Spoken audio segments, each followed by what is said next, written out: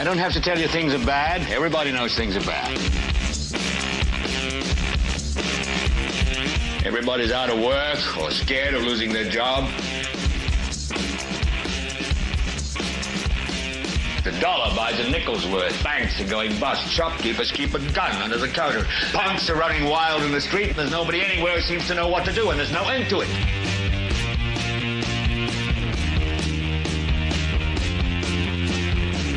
The air is unfit to breathe, and our food is unfit to eat. And we sit watching our TVs while some local newscaster tells us that today we had 15 homicides and 63 violent crimes, as if that's the way it's supposed to be. We know things are bad, worse than bad. It's like everything everywhere is going crazy, so we don't go out anymore.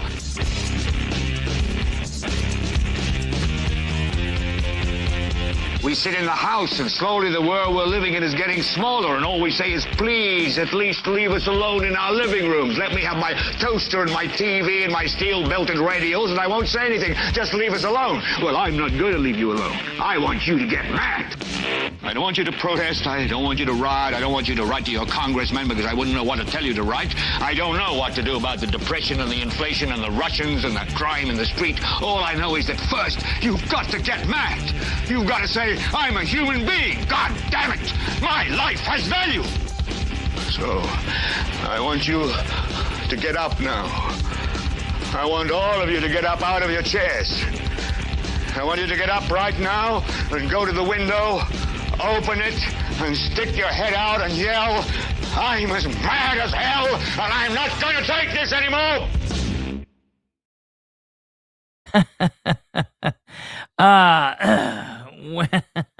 Welcome, ladies and gentlemen. This is the Political Spotlight, and I tell you, leave it to John Sproles and the Henry County Sheriff's Department and the men and the women, the bad ones, okay, to give me a massive boost in subscriptions. It never fails. Whatever they do, however they do it, it's always a screwed up deal. And it's always, I'll be honest, I would rather not have the subscriptions.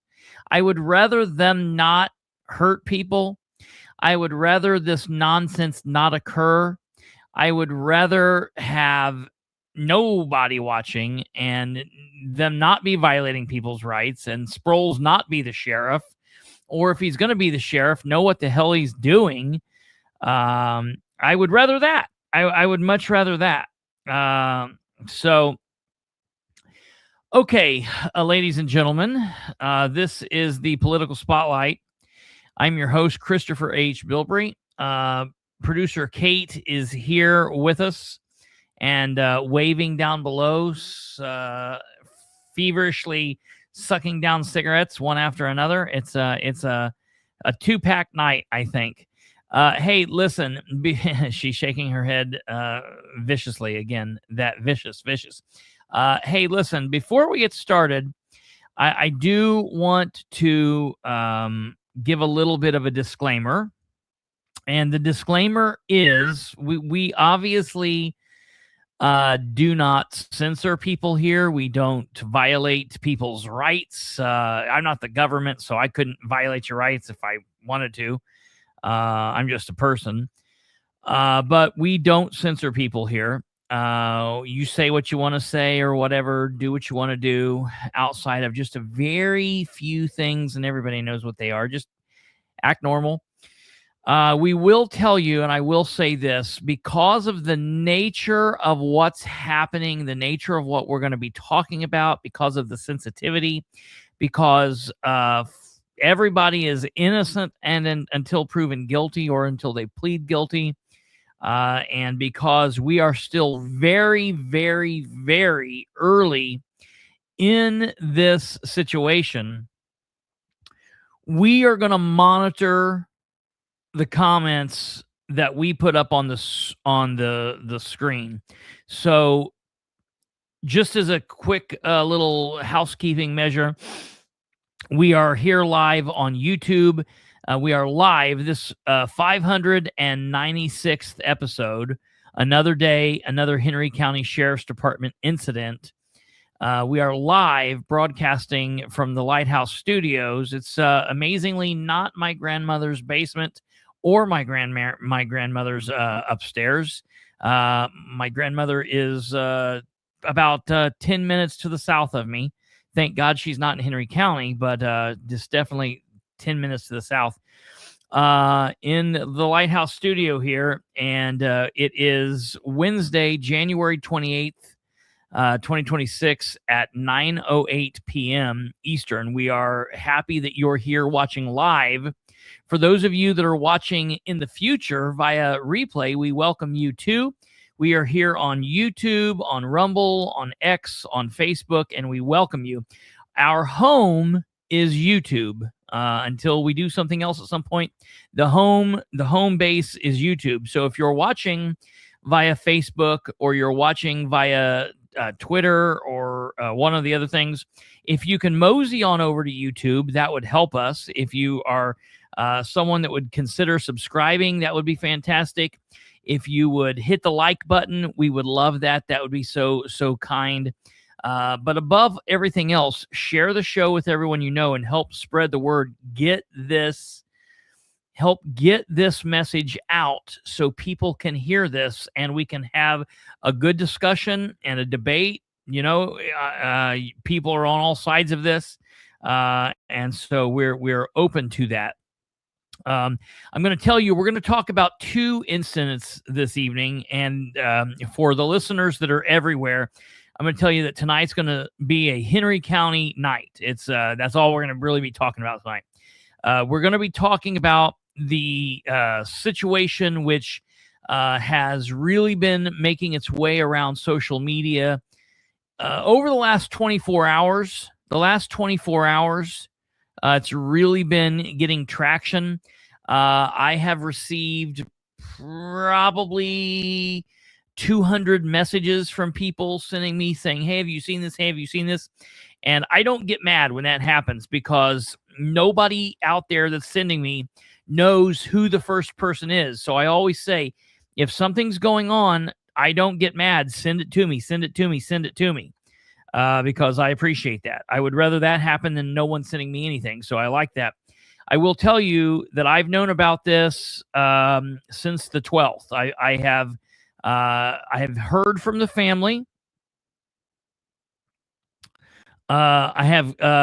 Hey, and any of these questions, I will try to answer these questions and whatnot. If we get any specific questions, like we've got Carrie Ford and whatnot, can you try to star those? You do a really good job with that, Kate. So thank you very much. I've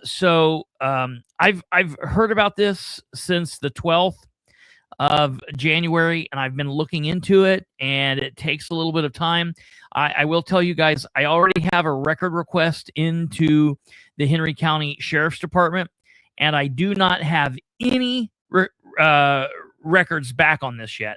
It's going to take a little bit of time, hopefully not too much.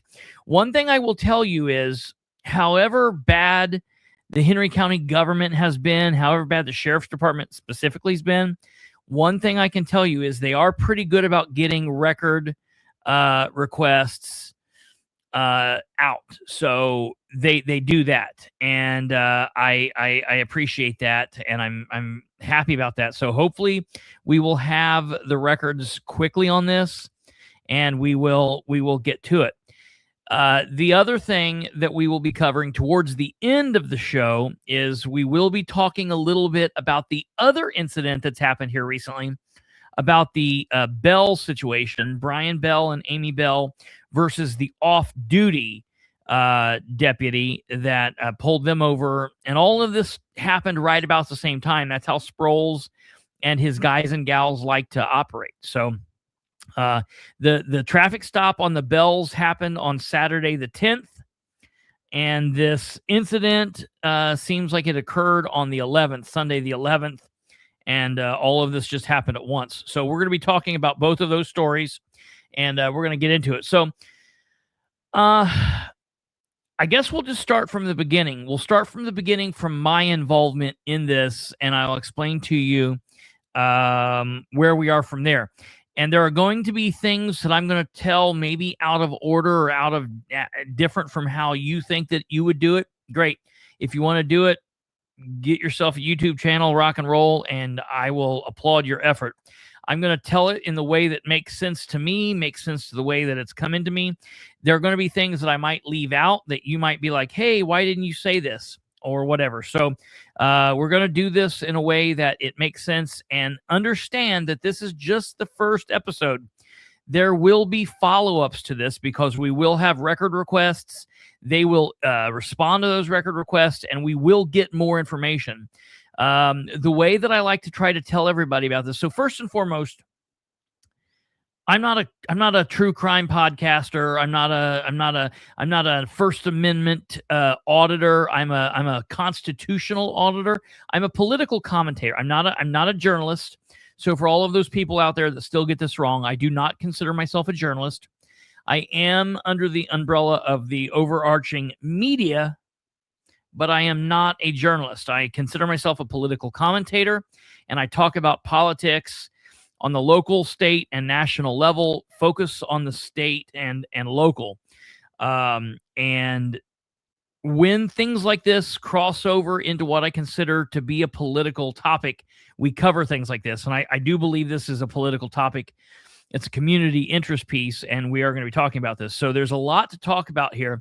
But when I talk about things like this, I always like to remind everybody that oftentimes in situations like this, in criminal situations, if you're ever a juror on a jury, on a case, a criminal case, if you're ever the victim or the witness to a crime, a lot of times at the end of the day, once everything is said and done, you don't always have 100% of the puzzle pieces. You don't have a full picture of why this happened or why that happened. It's like going to the store and buying a 100-piece puzzle. You know, when you get that puzzle and it's a mountain scene with a hot air balloon, and you put all 100 pieces together, you know that the picture that you put together is going to be the picture that you see on the box. This is not what that's like. This is very much like going to a rummage sale and buying a puzzle there that on the outside of the box, they have a little note that it tells you, hey, we're missing 25 pieces of the puzzle. So what that means is you're going to put the puzzle together and you're not going to have all 100 pieces. You're going to have 75 pieces. And when you put 75 pieces together, you're still going to be able to tell that it's the three little bears, but you're going to have holes places. Now, you're still going to be able to tell what the picture is, and you're still going to have a pretty good understanding, but you might have a piece of Goldilocks' face is missing. And there is the paw on the small little bear's hand is missing, but you can still tell what it is. We are never going to have 100% complete picture of what happened here. The only people that know that are the people fully involved, and they're still going to be seeing things from their perspective, their perception. Okay, we're going to be getting that, and then they're going to tell their story, and it's always going to be different. Okay, so that's just what it is. So don't get butthurt about that. If I say something that you don't like, I hope that we're all adults here. This is adult content. I do put this out, hopefully, that people can talk to their children about this. We do need to start getting younger people involved in politics and the community and the goings on. That being said, this is adult content. Sometimes I say bad words. Relax. If I say something that you don't like or that you don't agree with, that's okay. We're all adults. You'll survive. I certainly will. Not a big deal. You can also tell me that you don't like or agree with what I say, and I'm fine with that. I'll survive. So we're good. On the 12th, on Monday the 12th, I received a message from a family member, and I had never met this individual before. I did not know this person. I did not know any of the people involved other than John Sproles. I knew John Sproles, and I know some of the sheriff's deputies and some of the COs, but that's it. I know them because of what I do. I'm not related to them. I'm not connected to them. And other than having a very major distaste for John Sproles and the way he operates, I've got no dog in the fight one way or another. If John Sproles started doing good tomorrow and he got his head out of his ass and he stopped doing all of this and he started being a great leader, I would applaud him and it would be good for Henry County and that would be fantastic. But until he does that, I'm going to continue having a problem with him because I saw him for what he was before he was elected. I warned the people of Henry County, do not elect this man. You're going to pay for it in more ways than one. Matter of fact, I said I would stay out of Henry County if he was elected because I felt that it would be dangerous. And it is. It is. He has made his lack of leadership and the people that he's turned loose on Henry County, it's made it dangerous. And I hate that because I'm not a cop hater. And I know that there are a lot of people out there that don't like the police. I get it. I'm not a cop hater. I'm not a bootlicker. There will be people that'll tell you that. That's far from truth. I will point out a bad cop any day of the week. But there are good people on the sheriff's department. But just as many good people as there are bad people.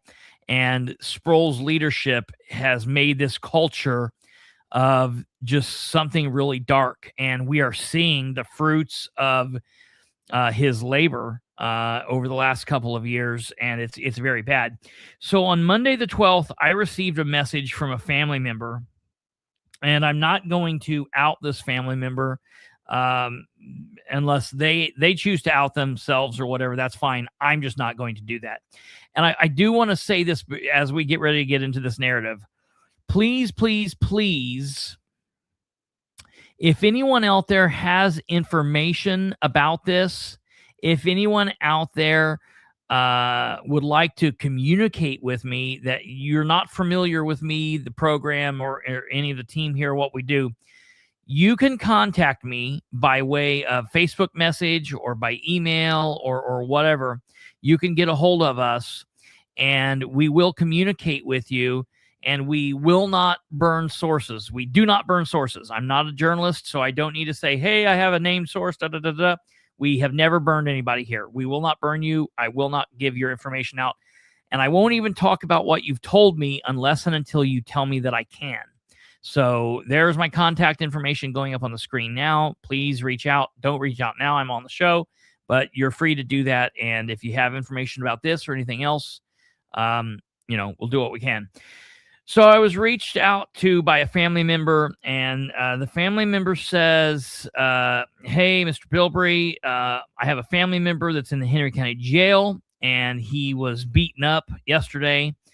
There are other inmates in there that believe that he is in very serious condition. They've been trying to reach out to family members to let us know. They said that all he's done since the beatdown has kind of been moaning and kind of crying and just not doing anything, making whimpering noises because he was in serious pain. They're saying that they're not going to go check on him, that people the inmates are saying that the COs and the medical staff are not checking on him until the morning. He needs to get some help. Please help me with this. My family member's name is Nicholas Gulley. Okay. I said, let me see what I can find out. I started making some phone calls. I started doing some things.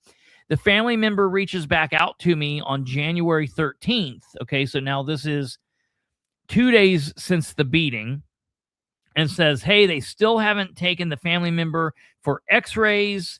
And this person names the officer or the CO. Now, I am not going to name the CO or the officer yet because all I have is just one name. I don't know if that's a first name or a last name. I don't know if there are other people named.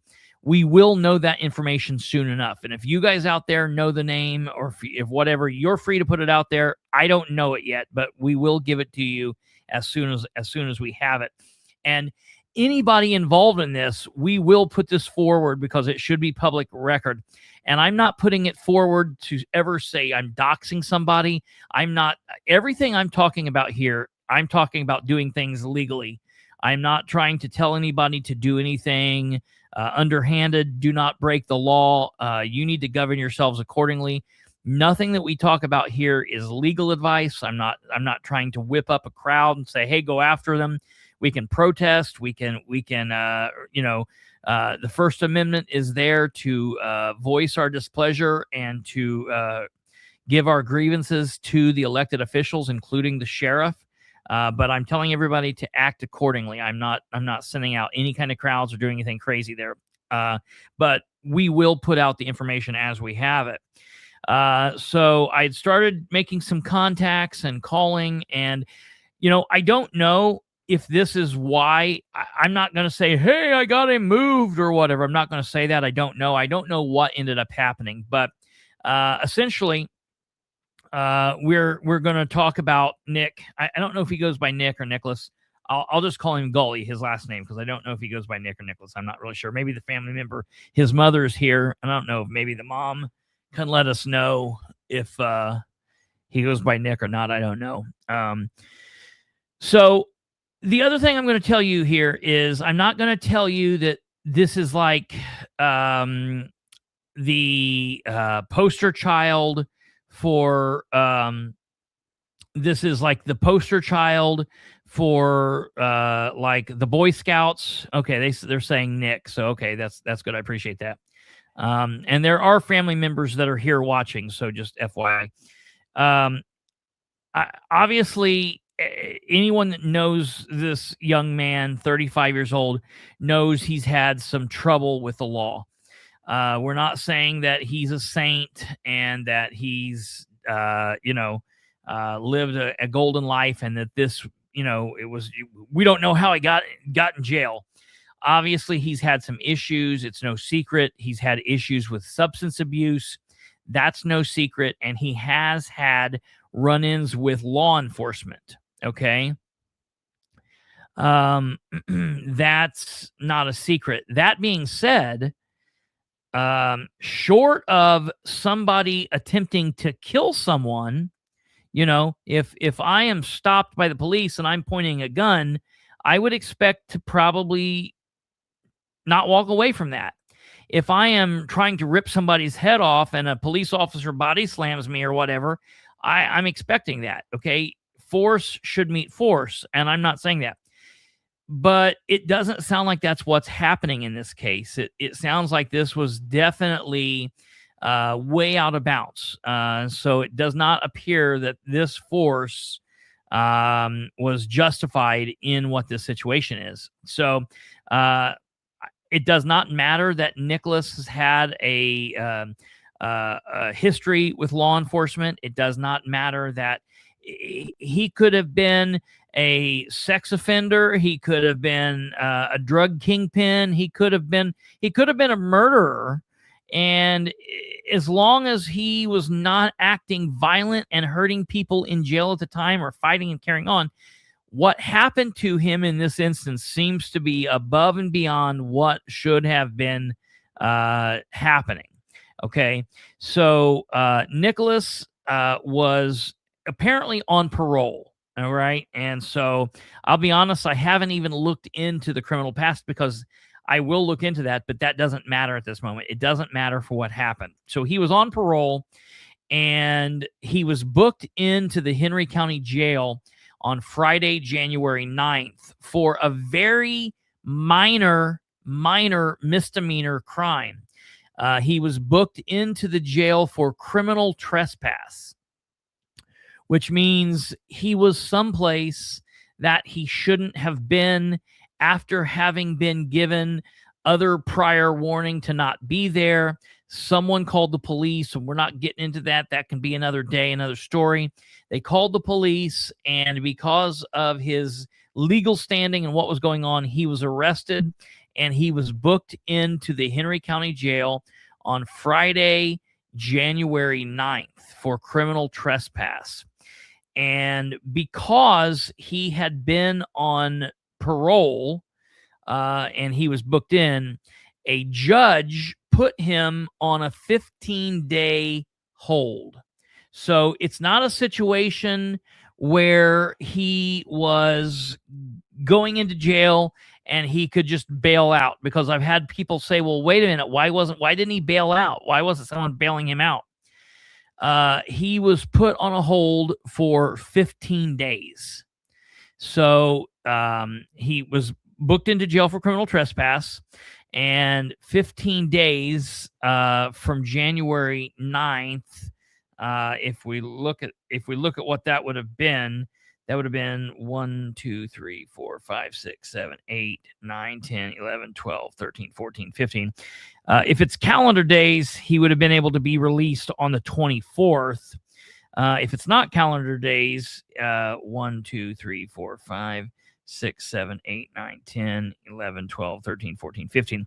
If it's not calendar days, he would have been able to be released, at least by my interpretation, on Friday the 30th. So for whatever reason, the judge put a 15-day hold on him. I don't know if they were going to like revoke his parole or whatever. But criminal trespass is a very minor charge. It's a misdemeanor charge. To my knowledge, he didn't have any substances on him. He wasn't booked into jail for possession. He didn't resist law enforcement. When he was arrested, he kind of grumbled, but he went along with them. So he was booked in. And I have talked to a couple people that have said any time that he has been in jail, he's been a model inmate. He's been a complete gentleman, that he's not caused issues, that people have gotten along with him. He's gotten along with inmates. He's gotten along with the COs, and people have not had issues with him, period.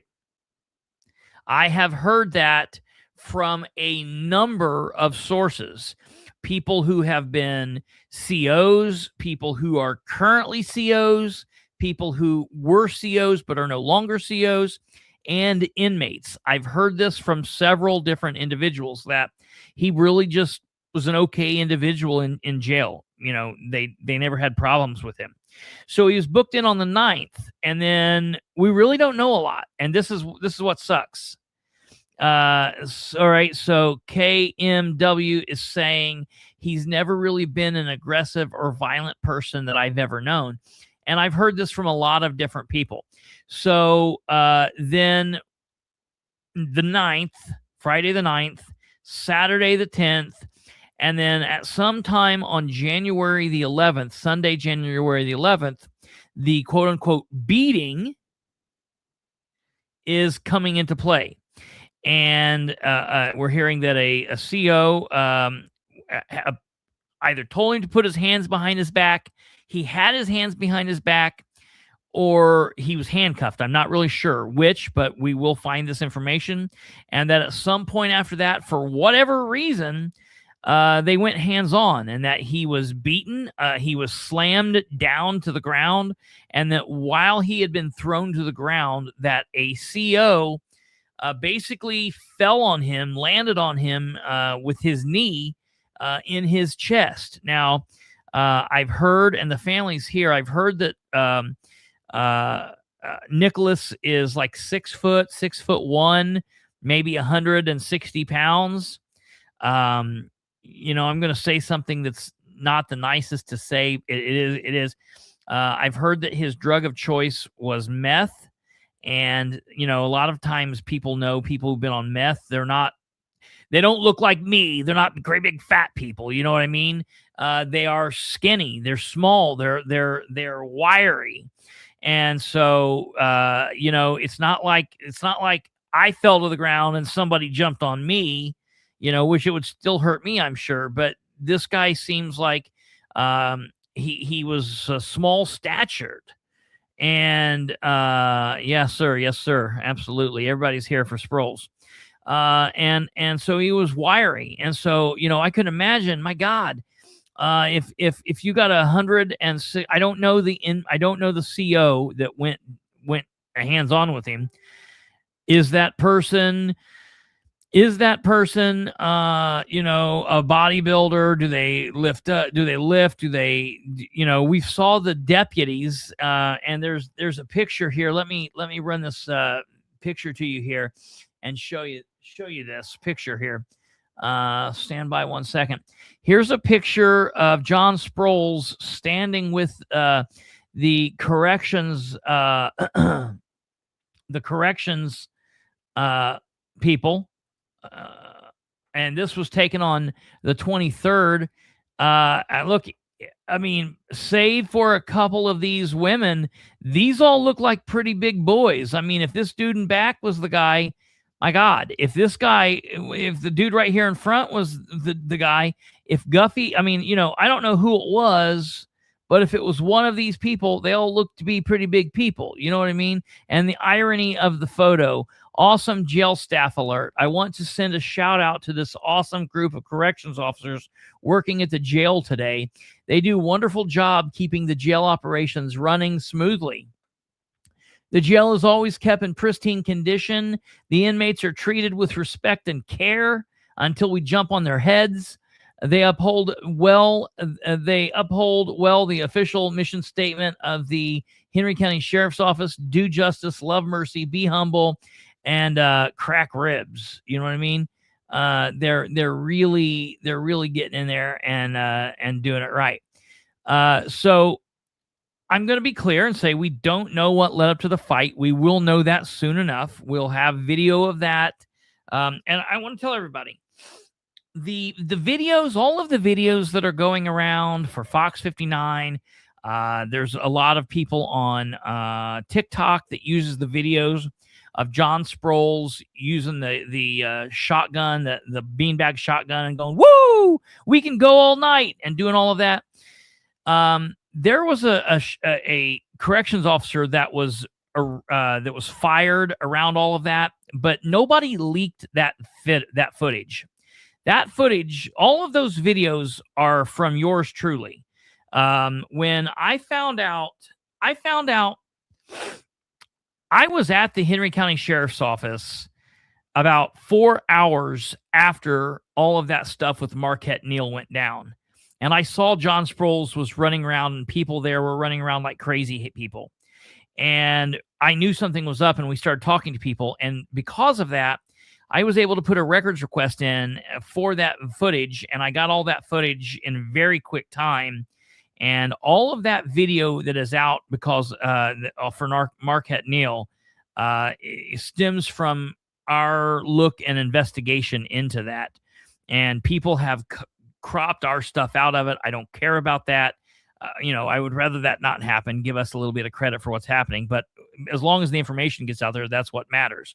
So that's what's happened with that. And that will be the same thing with this. We'll have all this footage. I will put it out there. You'll be able to see it, and we'll see what happens. And that's one thing that I'm gonna shock everybody with. I'm sure a lot of people have heard this, and a lot of people have seen this, but I'm going to talk to you about the Sheriff's Department's response to this here in a minute. But we're going to go in order. So after the beating occurred, Gulley went and laid down. He went and laid down.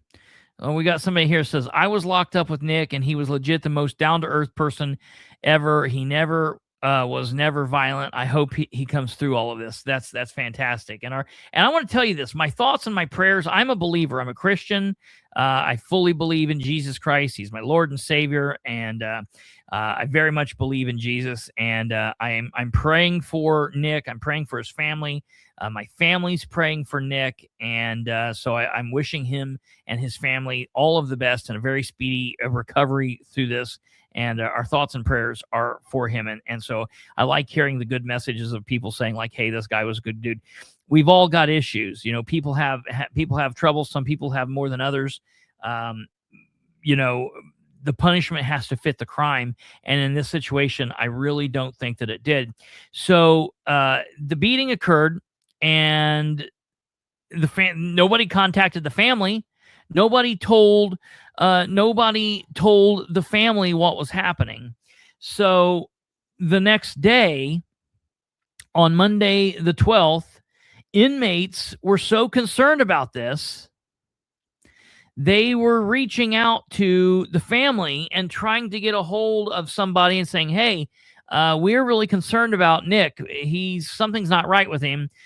He was beaten down. Now, they didn't contact the family and say, hey, look, he's having beef in here with somebody, and somebody on the other side of the day room, well, they came out and they thumped him. No, that's not what they were telling the family. That's not what was being said. They were saying a CO did this. An officer did this, and people get the things mixed up. Merit. You've got merit deputies, and then you've got corrections officers, and sometimes the merit officers are inside the jail, but mostly it's the COs. So I'm going to be clear. I don't know who's who here. I don't know what anybody did. Hey, thank you. Stumblefoot. So on the 12th, his girlfriend decided that she wanted to go see him. I've known Nick since he was a kid, his mom, aunts, uncles, cousins, and he, for real, didn't deserve this at all. Real mellow, laid back kind of guy, praying for him. Very, very cool. Thank you. I love it.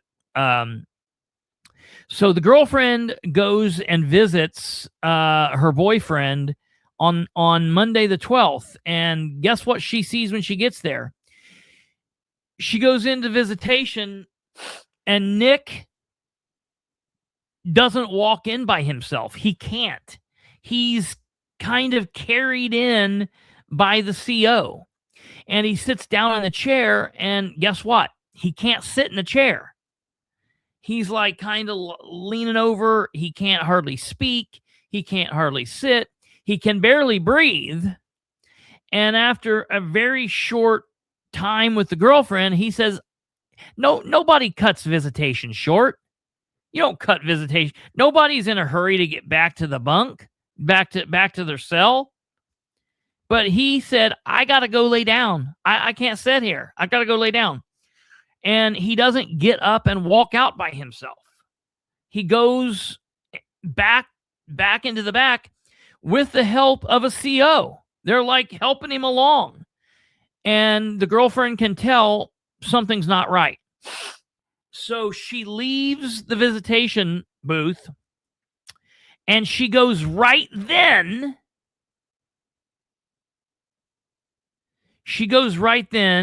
It's going to cost for records. It's going to cost a couple of $100 because I'm going to have to get a lot of the footage. It's definitely worth it. We got to do what we got to do here. So she goes out and she asks for help. And what do? They immediately get him help. No, they blew her off. They didn't do a damn thing. So she's like, wait a minute, this isn't right. So she picks up the phone and she calls in and she's like, hey, I just saw my boyfriend and something is really wrong with him. And so at that point, they got him help, right? No, they blew her off and they did nothing.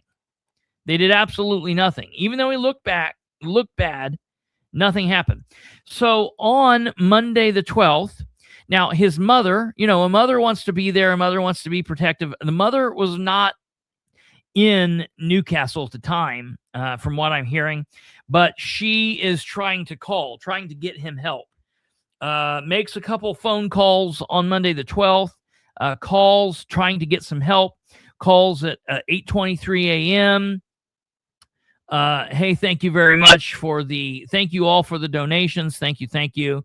And I want to let you know that any of that will go to getting this information. And I'm going to get to your starred questions here in just a moment.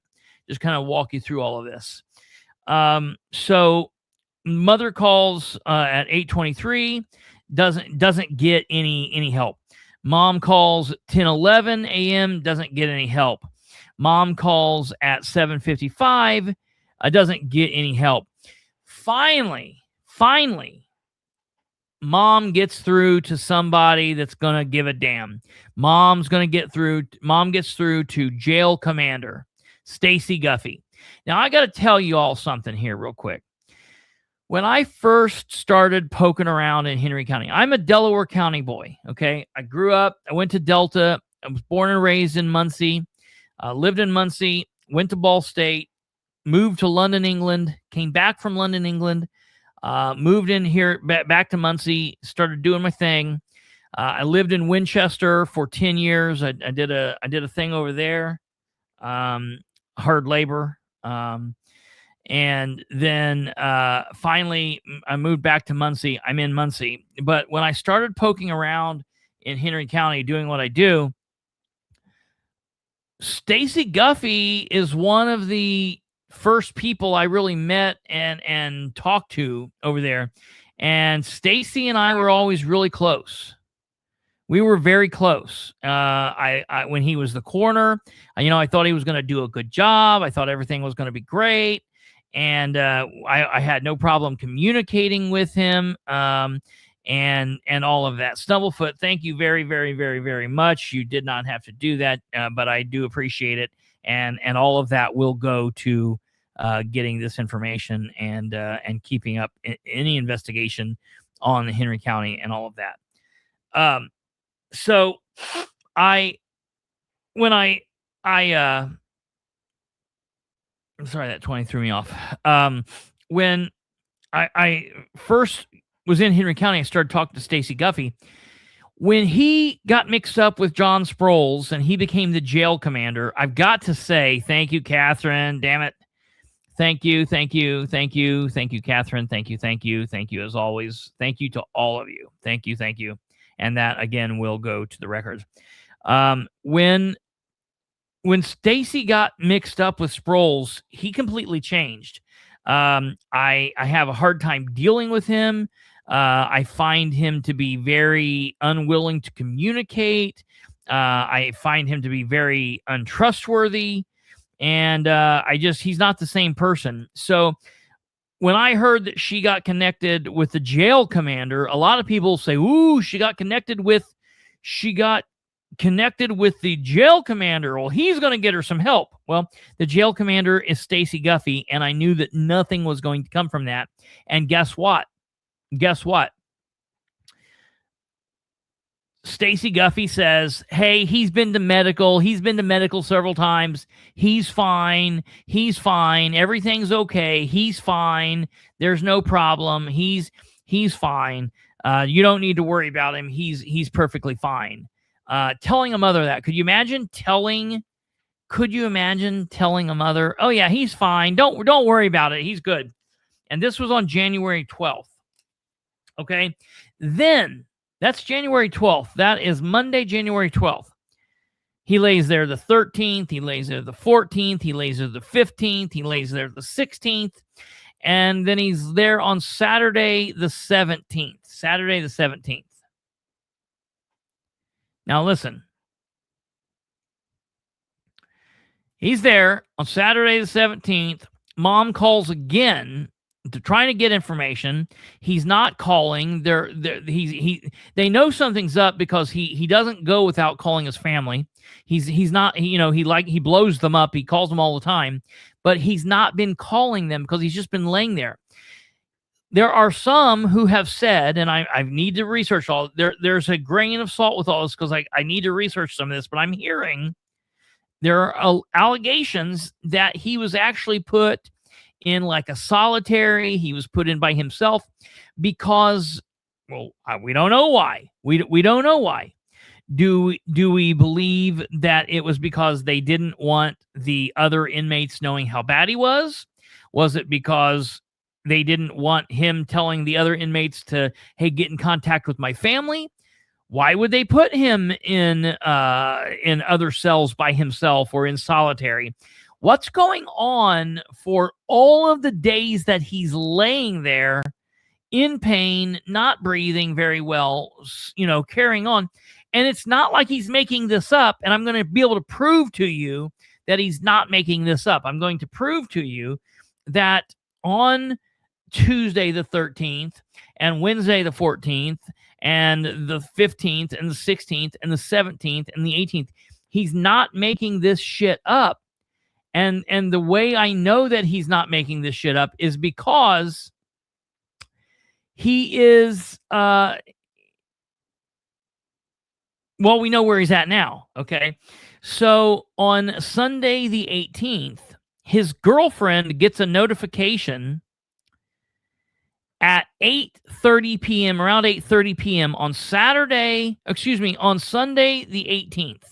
His girlfriend gets a notification saying he's been released.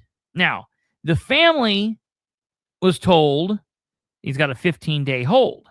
The family was told that he's been fine. He's been to medical. They've seen him. Everything's no problem.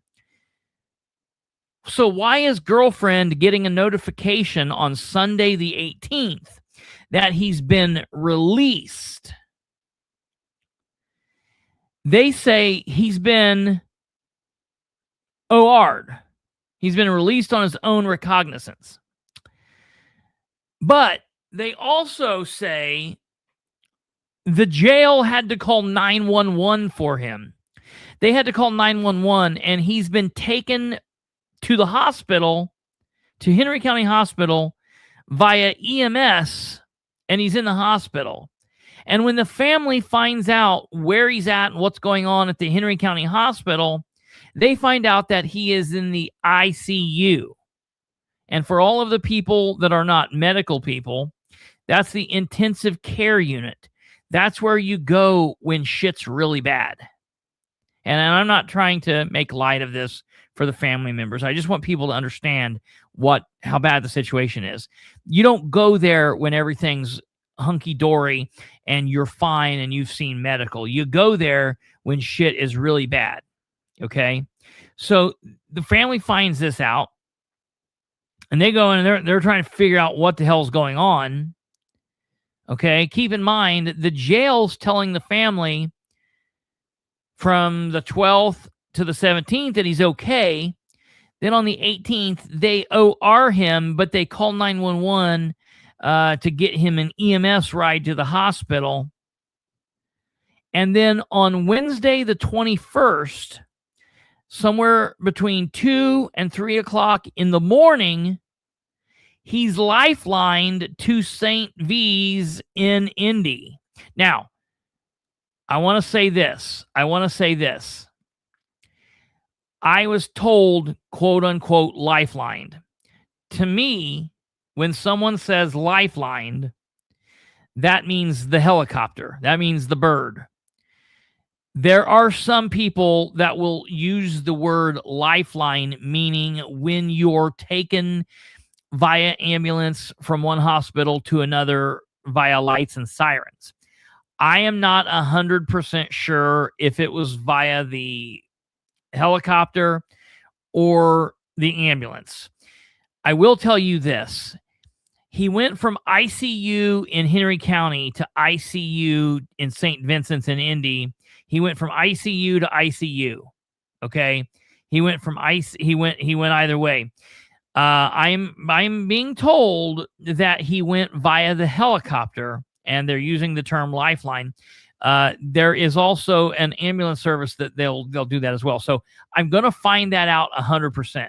I don't know which way he went, but I want to be clear that doesn't downplay whatever. Well, however he went, it was serious. It was serious, and he's in ICU. Now, I want to tell you this because here's the deal. He went into ICU, 2 broken ribs. He's now got double pneumonia. Yeah, anybody ever had surgery? Give me 1 second here. Give me 1 second. I'm trying to see. I used to have one of those things around here from, I don't know where it's at. Anybody ever been in surgery? I've had a kidney stone, was in a hospital for a while with this. They give you that thing that you blow into. He was intubated. He was intubated on the 21st. He was intubated. He was intubated when he got to St. V's in Indy. He was at Henry County the 18th into the 19th. So one day he was there for 2.5 days. He was in Henry County for 2.5 days.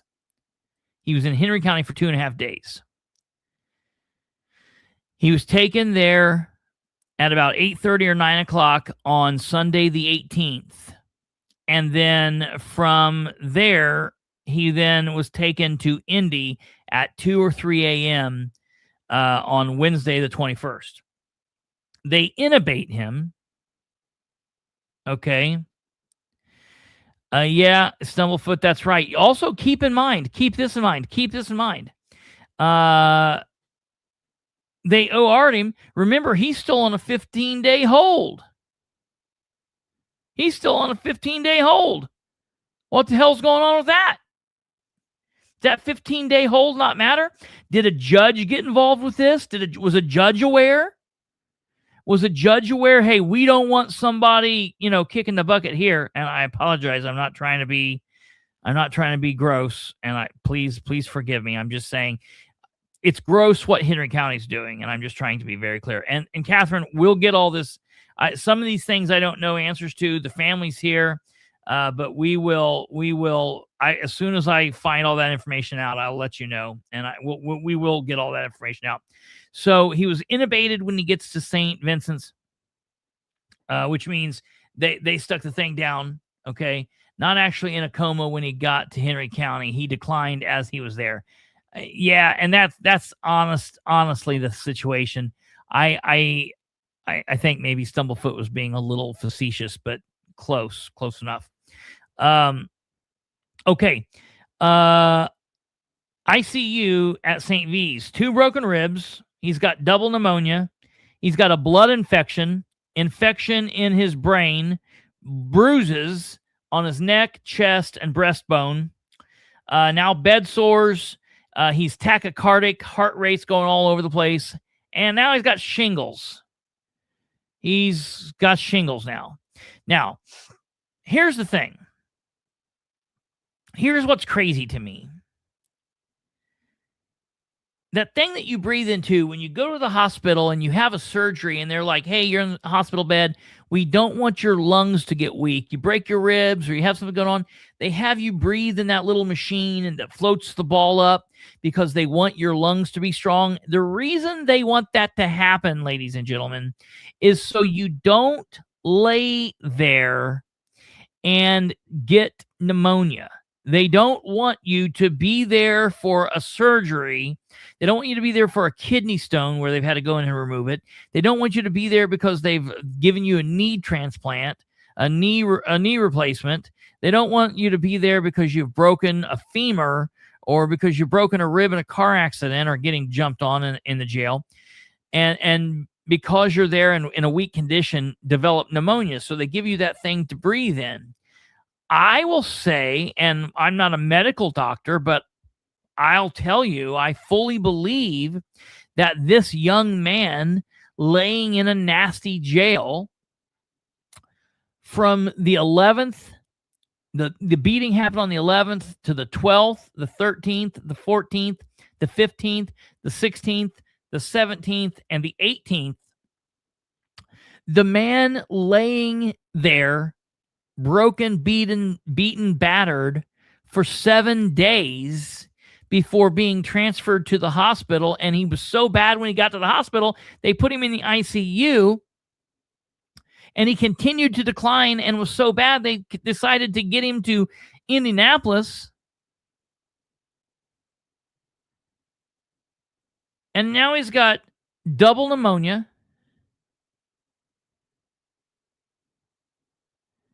blood infections, which I don't know if that means he's septic. I don't know if he's got sepsis. I'm not talking to the doctors, just talking to the family.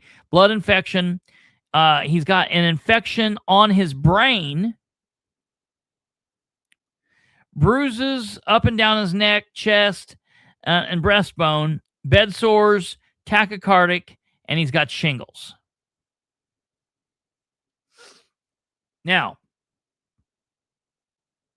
I don't know anything about the shingles. I don't know where he got those. Could have got those anywhere, whatever going on. Maybe we, chalk that up to the Henry County Gray Bar Motel. I don't know, whatever. Okay. And even the bed sores. I don't know when the bed sores got there. Were the bed sores there before? Were they there after? I don't know. There was a comment earlier that he had the bed sores and the shingles when he got to the Henry County Hospital. Wow. Okay. I did not know that. Okay. I had put that up and I was trying to flag you, but you're on a stream. So. Thank you. I appreciate you telling me that. Okay. That's pretty crazy shit. Catherine, and for those that don't know, Catherine is in the medical profession. She's a medical professional of some kind because he was septic and respiratory failure, if you ask me. Yeah. Now, we're going to pause here just for a second. I'm going to go back and get some of these questions. So, Carrie Ford, I hope Carrie Ford is still here. Carrie Ford says, sorry, Kristopher, I got to kick this off with a question that has to be on everyone's mind. There are many claims that there have been several complaints prior to this situation regarding Henry County. Why haven't they been investigated? This feels a little similar to Muncie's situation a few years back. And Carrie Ford, that is a fantastic question. That is a wonderful question. And I will tell you, so you say, and by your words, there have been many claims that there have been several complaints prior to the situation. And I appreciate what you're doing there and how you're saying that. And I will tell you that the claims have basically all been verified. Almost instantly, when Sproles took over as sheriff, things started happening, which, in my opinion, are just completely inexplicable. He started behaving in a way. Let me put it to you this way. One of the nicknames that I've given Sproles throughout my entire time with Sproles is FNG. I call Sproles the FNG. Now, for anybody, a lot of guys will know what that is, and I'm not knocking women, but anybody that's been in the military or been in public service or whatnot, you all know what FNG is. It's effing new guy, right? New girl, whatever. Oh, it's the effing new guy messing things up. You normally say that to rookies and to whatnot. And I've always called Sproles that because when he became sheriff, Sproles had only been a full-time sheriff's deputy for like 3.5 years. He was still new. He still was a rookie. He still hadn't just fully popped his cherry as a veteran law enforcement officer. Sproles acts very much like if you have a rookie and you say, okay, rookie, you're the boss now. First thing he does is he goes out and he starts pulling everybody over. He starts doing a whole bunch of things that don't make sense. He starts making a big ass of himself and doing a bunch of crazy shit. The problem is when you do that in the real world in 2023 and in 2024 and in 2025, you get yourself sued. And so all of these lawsuits started stacking up against Sproles. And I want everybody to know, if you're new here, if you've never been here before, and if you want a full, complete rundown on John Sproles, you can go to this YouTube page, The Political Spotlight, okay? All you got to do is you go to the very front page of my channel, okay? And you go to, it'll say home, it'll say video. All right, I'll show it to you right here. It's very simple. Right here. Okay?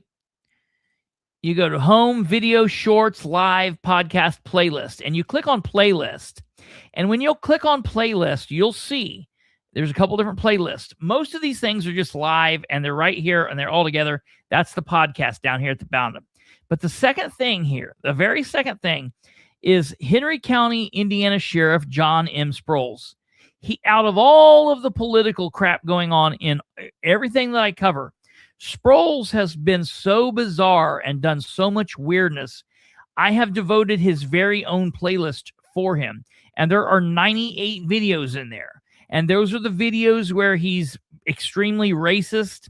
Those are the videos where he's shooting Marquette Neal. Those are the videos where he's pulling people over. Those are the videos when he and his deputies get in pursuits in their county and they run them into Delaware County, killing people when they haven't been fully trained.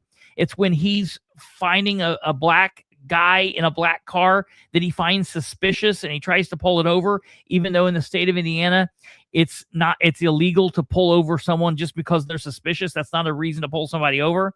That's not a justifiable reason. And they get in a pursuit and he chases that car along with everybody else at a high rate of speed to Indianapolis, and that results in a fatality. There's all of these types of things with Sproles, and you can find all of this. You don't have to just take my words for it. But there were several news clips where Sproles said video after video after video that all of these lawsuits, they're frivolous. They're all frivolous, and I'm looking for my day in court because we're going to fight them all, and I'm going to come out victorious. If he said it once, he said it 1,000 times. And let me tell you something, folks. He's either settled or been beaten in all of those. In all of them. I don't know that he's come out victorious in one of them. So to answer Carrie Ford's questions, there's all these claims. First and foremost, they're not claims. They're valid points at this point. They're valid. And I'm not coming crazy at you because I understand your question, and it's a great question. As far as why these things are not being investigated, first of all, it's awfully hard to remove an elected official. I don't mean a sheriff. I just mean any elected official. It's hard to remove them. We don't have recall. We don't have impeachment. Not the same way that everybody else does. A lot of other people do. Let me tell you something, Henry County, that are watching this. I said this in October of 2022, and I'm going to find that video and I'm going to put it up for everybody. But I remember it was right after the Boss Hogs of Liberty had Sproles and Landon Dean on. And I said, please, for the love of God, whatever you do, if you got a problem with Landon or whatever, or this or that, I'm not, whatever. But do not put John Sproles in the office of sheriff, because if you do, it will be bad for taxpayers. It will be bad for the county. It will be bad for bad guys. It'll be bad for good guys. It'll be bad for everyone. And it's going to cost Henry County. And I said that. I said it's going to cost you in many different ways. And I'll be honest, I kind of thought I was being facetious when I was saying that. I didn't realize how spot on that was. And so I am telling you guys right now, no one is coming to save you. The FBI is not coming, and they're not going to pull him out of office. The state police are not going to pull him out of office. All of these lawsuits, we're not going to sue him out of office. Henry County, you have an opportunity this year. And listen, I'm not saying that Randy Howard is the guy. I don't know. I'll be honest. As I sit here in this chair, I'm telling you, you guys are in a world of hurt because currently there's only two people running for sheriff. There's Randy Howard and there is John Sproles. And currently, as I sit here, I'm not talked to either one of them. I'm not going to talk to Sproles probably. I'll ask him, but he won't do it. But as I sit here, neither one of them should be sheriff. So I am hoping, and we've only got another week. The filing deadline is Friday the 6th. So I am hoping and I am praying that between now, okay, it's the 28th, tomorrow's the 29th, then you've got Friday the 30th, and then we only have 4 days and a half day. We've got Monday, Tuesday, Wednesday, Thursday, and then a half day Friday. I am begging and praying that somebody files to run against Sproles and Randy. I don't care if it's a Republican. I don't care if it's a Democrat. But then if nobody runs against them,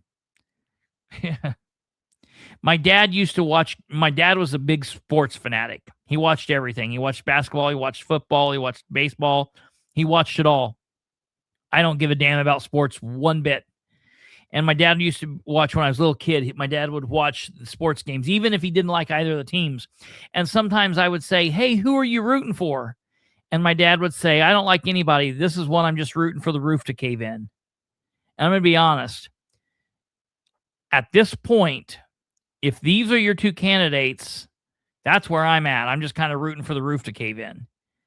I'm hoping somebody else steps up or something happens that lets me see somebody deserves to be sheriff, because we know that Sproles doesn't. So I hate saying this, but it would almost be like by default, you'd have to give it to Randy and hope that he would put in a chief deputy that would have some damn sense, because Sproles should not be deputy. He should not be chief. He should not be the sheriff, and he shouldn't be a cop. He needs to be out of there. Henry County lost its damn insurance because of him. A full insurance company that is insurance company to all kinds of police departments, that sees all kinds of weird shit, pursuits and fights and beatings and shootings. They said Sproles is a high risk and we are dropping you. And that was like 3 or 4 or 5 months into his first year. Sproles has shown no reason why he should be reelected. So for people saying, who's coming for us? Who's coming to help us? Why hasn't something happened? I'm going to tell you, it's the voters. You have the chance. You can get rid of him. All right, next. Is Nick still in the ICU? Yes, Nick is still in the ICU. So was a CO did this or other inmates? And I'm hearing that it was a CO, and I'm going to, until I see differently, that's the way it's going to be. This is said, aren't there cameras everywhere in the jail? Yes, there are cameras everywhere in the jail, and we will have access to those. I'm going to tell you some more here in just a moment. Do we feel this was excessive force? Without a shadow of a doubt. I used to be a police officer, so I'm going to tell you this. Is there a situation in which someone could be hurt this way and it be okay? Absolutely. But this was not it. If Nicholas had somebody else by the head and was getting ready to pop their head off, do what you got to do. If he's got an officer pinned down and they can't get to their gun and he's doing something, yeah, do what you got to do. People think that the only way that police can fight is with their taser or their baton or their gun. No. I can punch you as an officer. I can punch you straight in the mouth and fight you fist to fist if I need to, if the force fits. But I don't see anything possible that makes this make sense. And it's on the sheriff's department. Let us see it.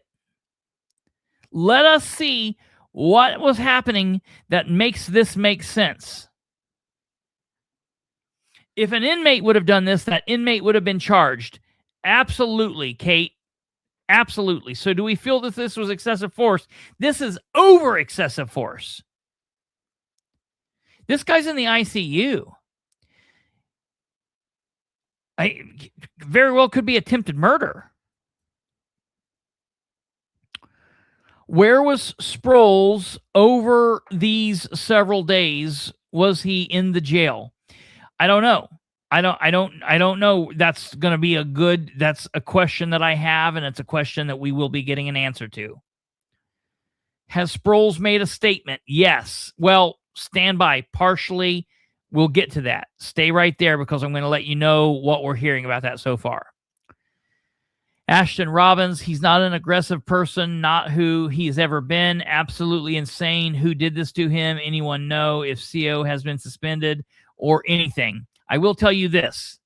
As of right now, there has been nobody from the Henry County Sheriff's Department that has been suspended as a result of this or anything else to my knowledge. So no, there's been no one suspended.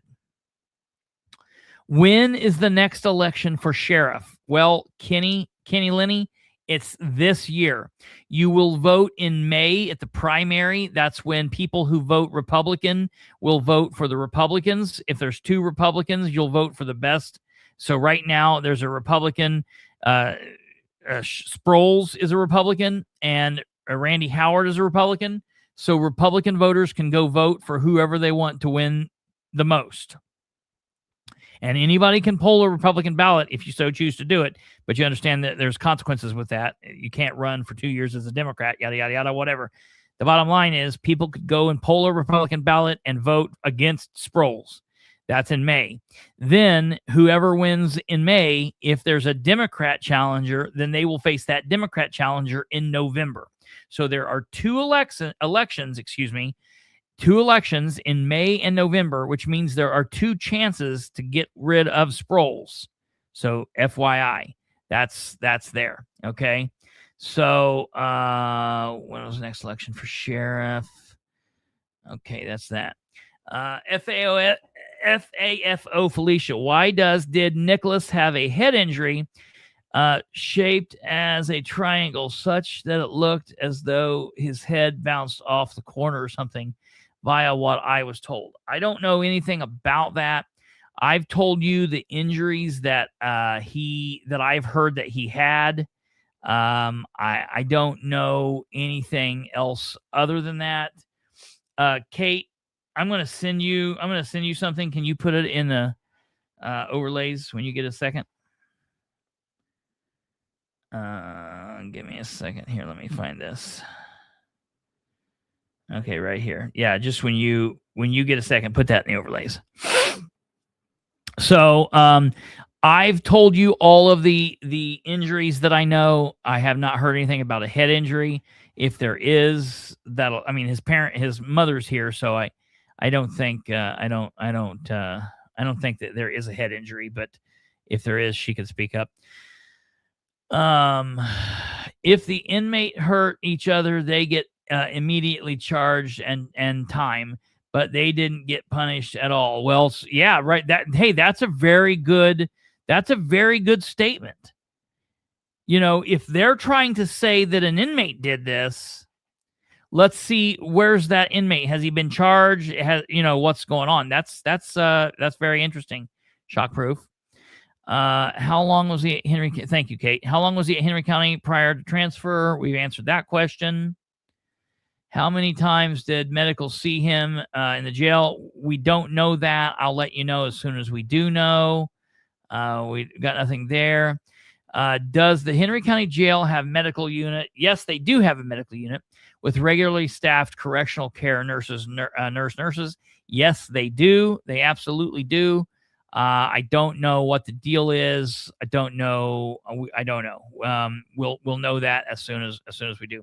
Mother says no head injury. So there we go. Thank you, Mom, for answering that question. That's fantastic. What about the pepper ball incident? Was the CO charged?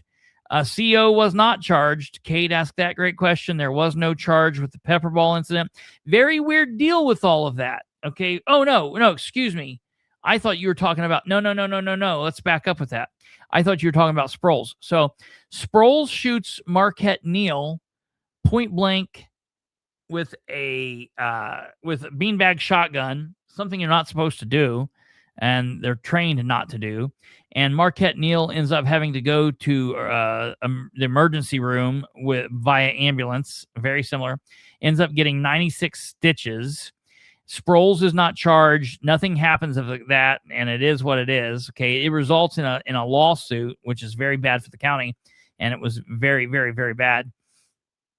Very shortly after that, though, a black CO shoots a white inmate with a pepper ball in the back and is fired like before the investigation kicks off, is fired. He's arrested. He's charged. The charges then get dropped and they go up to their federal charges, and he pleads, and it's very nasty. And he was arrested. Very crazy, very bizarre, very stupid, and just very, very, very, very bizarre. Okay.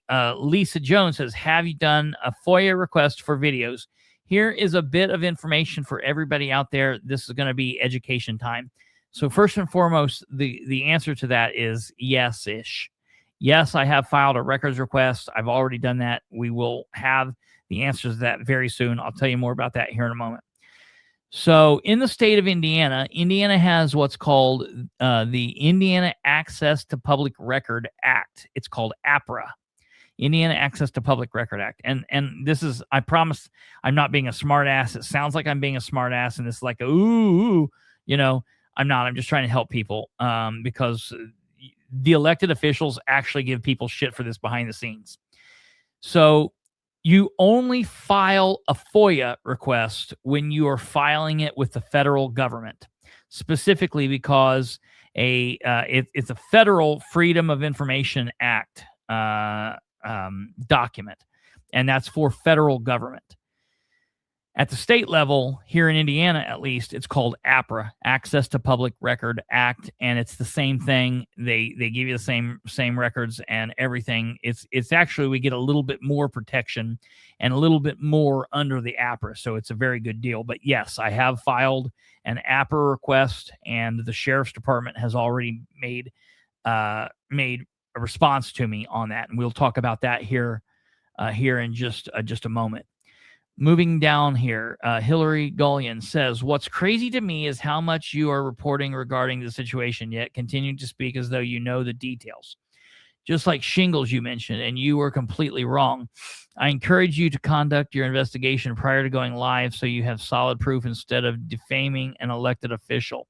That is the proper procedure regarding reporting rather than advising the community of whatever your narrative is with zero actual evidence. I am speaking especially, so I'm trying to figure out the rest of what she's saying here because she's on Facebook. Give me a second here. And see how we put up the things even when they're bad or they make me look bad or the people try to make me look bad. Give me a second here. I'm trying to find the rest of Hillary's comments, and I'm not. Give me a second here. I'm looking for him. I'm looking, Hillary. I'm really trying. I don't know where you did that at. Hold on here. What's her name? I've got it. Okay. What's she saying? I am speaking specifically about your failure in reporting properly and sounding ignorant, not the incident itself. I pray he heals without complications. Okay. So my question is, she says right here, she says,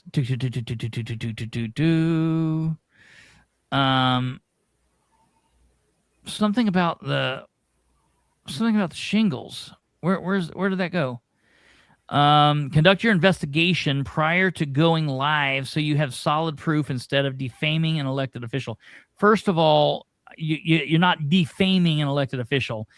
John Sproles has done literally anything and everything he can do to defame himself, even going as far as calling black people from the bush and talking about like all of that and being racist and doing just crazy, dumb shit, shooting inmates in the legs and saying, whoa, I can go all night. Give me some more rounds. We can go all night. There is literally nothing I could do to defame that ignorant cow far more than he could ever do his own self. What in the hell are you talking about? But what was I wrong about the shingles on? Well, I'm confused. Where, just like the shingles you mentioned, and you were completely wrong. What was I wrong about? I wasn't wrong about anything. I said I don't know how he got the shingles. I said I don't know where the shingles came from. I don't know if the shingles...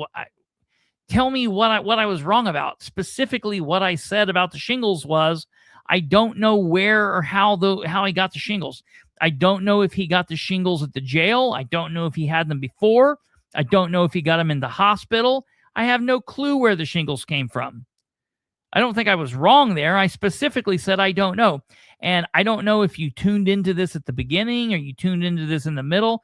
I certainly hope you wouldn't have turned into this at the middle and then start lecturing me about shit that I should be doing before making myself look like a fool, because it seems like you didn't hear this at the beginning when I said There are things that I'm going to be talking about that are allegations. There are things I'm talking about that from my training and experience as a law enforcement officer that I'm going to talk about.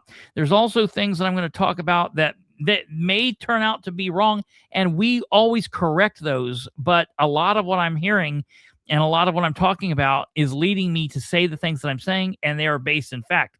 I'm telling you when I say I don't know something and when I do know something.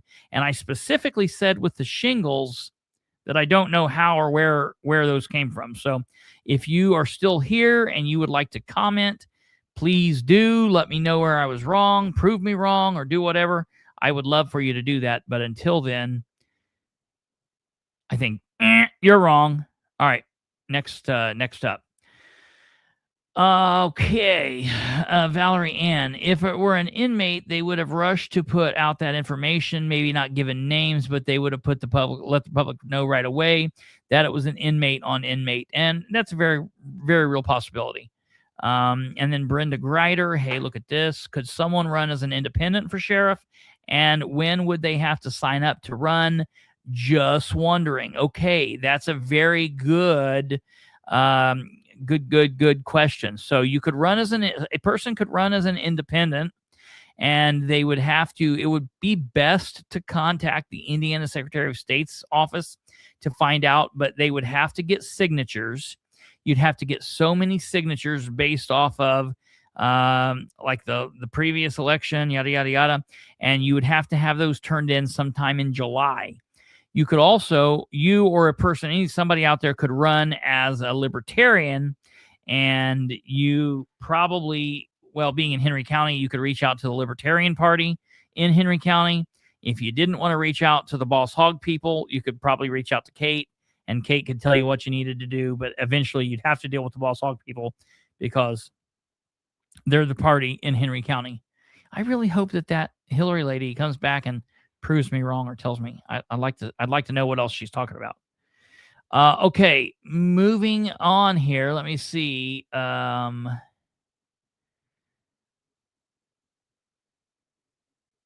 else we have here?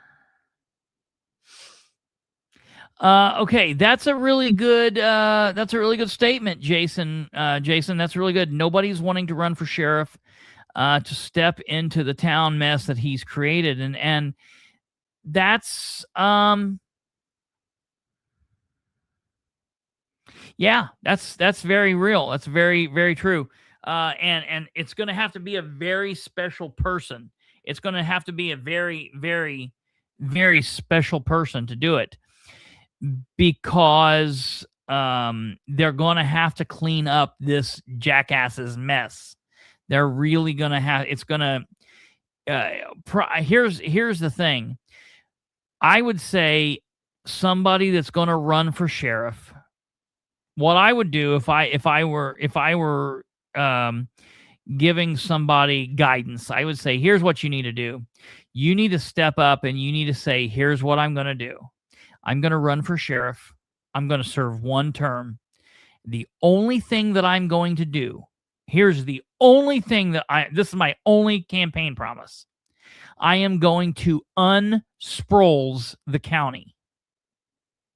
I am going to spend every day of every week of every month of all 4 years groveling on my knees to the insurance companies, showing them that the actions speak louder than words, showing them that we are not loose, crazy maniacs. I'm going to come to the people and show them through leadership and through our new policies and procedures that we deserve to be trusted again. And that doesn't mean we're going to be weaklings. I don't mean I'm going to grovel to the citizens, and we're going to be strong, and we're going to be a law enforcement department, but we are going to act judiciously. We're going to act in a way that is upheld by the Constitution, and we are going to uphold the Constitution, and it will be that and that alone. And I'm going to clean this county up of Sproles, and then any crime that is there, and I'm going to do it right, and I'm going to bail out of here, get the hell out of here, and let somebody else have it, that can then take it on from here. But someone's going to have to spend a lot of time fixing shit. Deadline for independent candidates to file their paperwork with their signatures is June 30th by noon. There you go. Oh, dang. Hillary, I was wrong again. I said July, and it was really June. Wah, wah, wah, wah. Okay, moving on. Yes, that's what my sister had just said. That they told her St. Vincent Hospital he got them from the trauma. Okay. Yes, Angela. That's I'm not a doctor, and I'm not trying to play one, so I appreciate that information. I wish I knew what Hillary must have came in late, because I don't know. Certainly she missed when I said that I don't know what's going on with the shingles. I definitely wasn't wrong. I'm never wrong. What are you talking about? I worked there for 3 years. I worked under McCorkle and Sproles in the beginning up until the Marquette Neal incident. I got info if people want to listen. Megan Neal. Yeah, oh yeah. Yes. Please message me on Facebook. Oh, this is a very good time for me to tell people. I have hit the Facebook limit. It kills me. I've had probably 600 people today send me friend requests, and unfortunately, I can't accept any of them. So the best way for you to still follow along with what's going on, I'm going to tell you right now. The best way for you to follow my content and follow the story and follow along is, number one, go to YouTube and go to the Political Spotlight on YouTube and hit subscribe. It does not cost you a dime. You can do it for free. Hit subscribe, and then when you hit subscribe, then go and click the bell.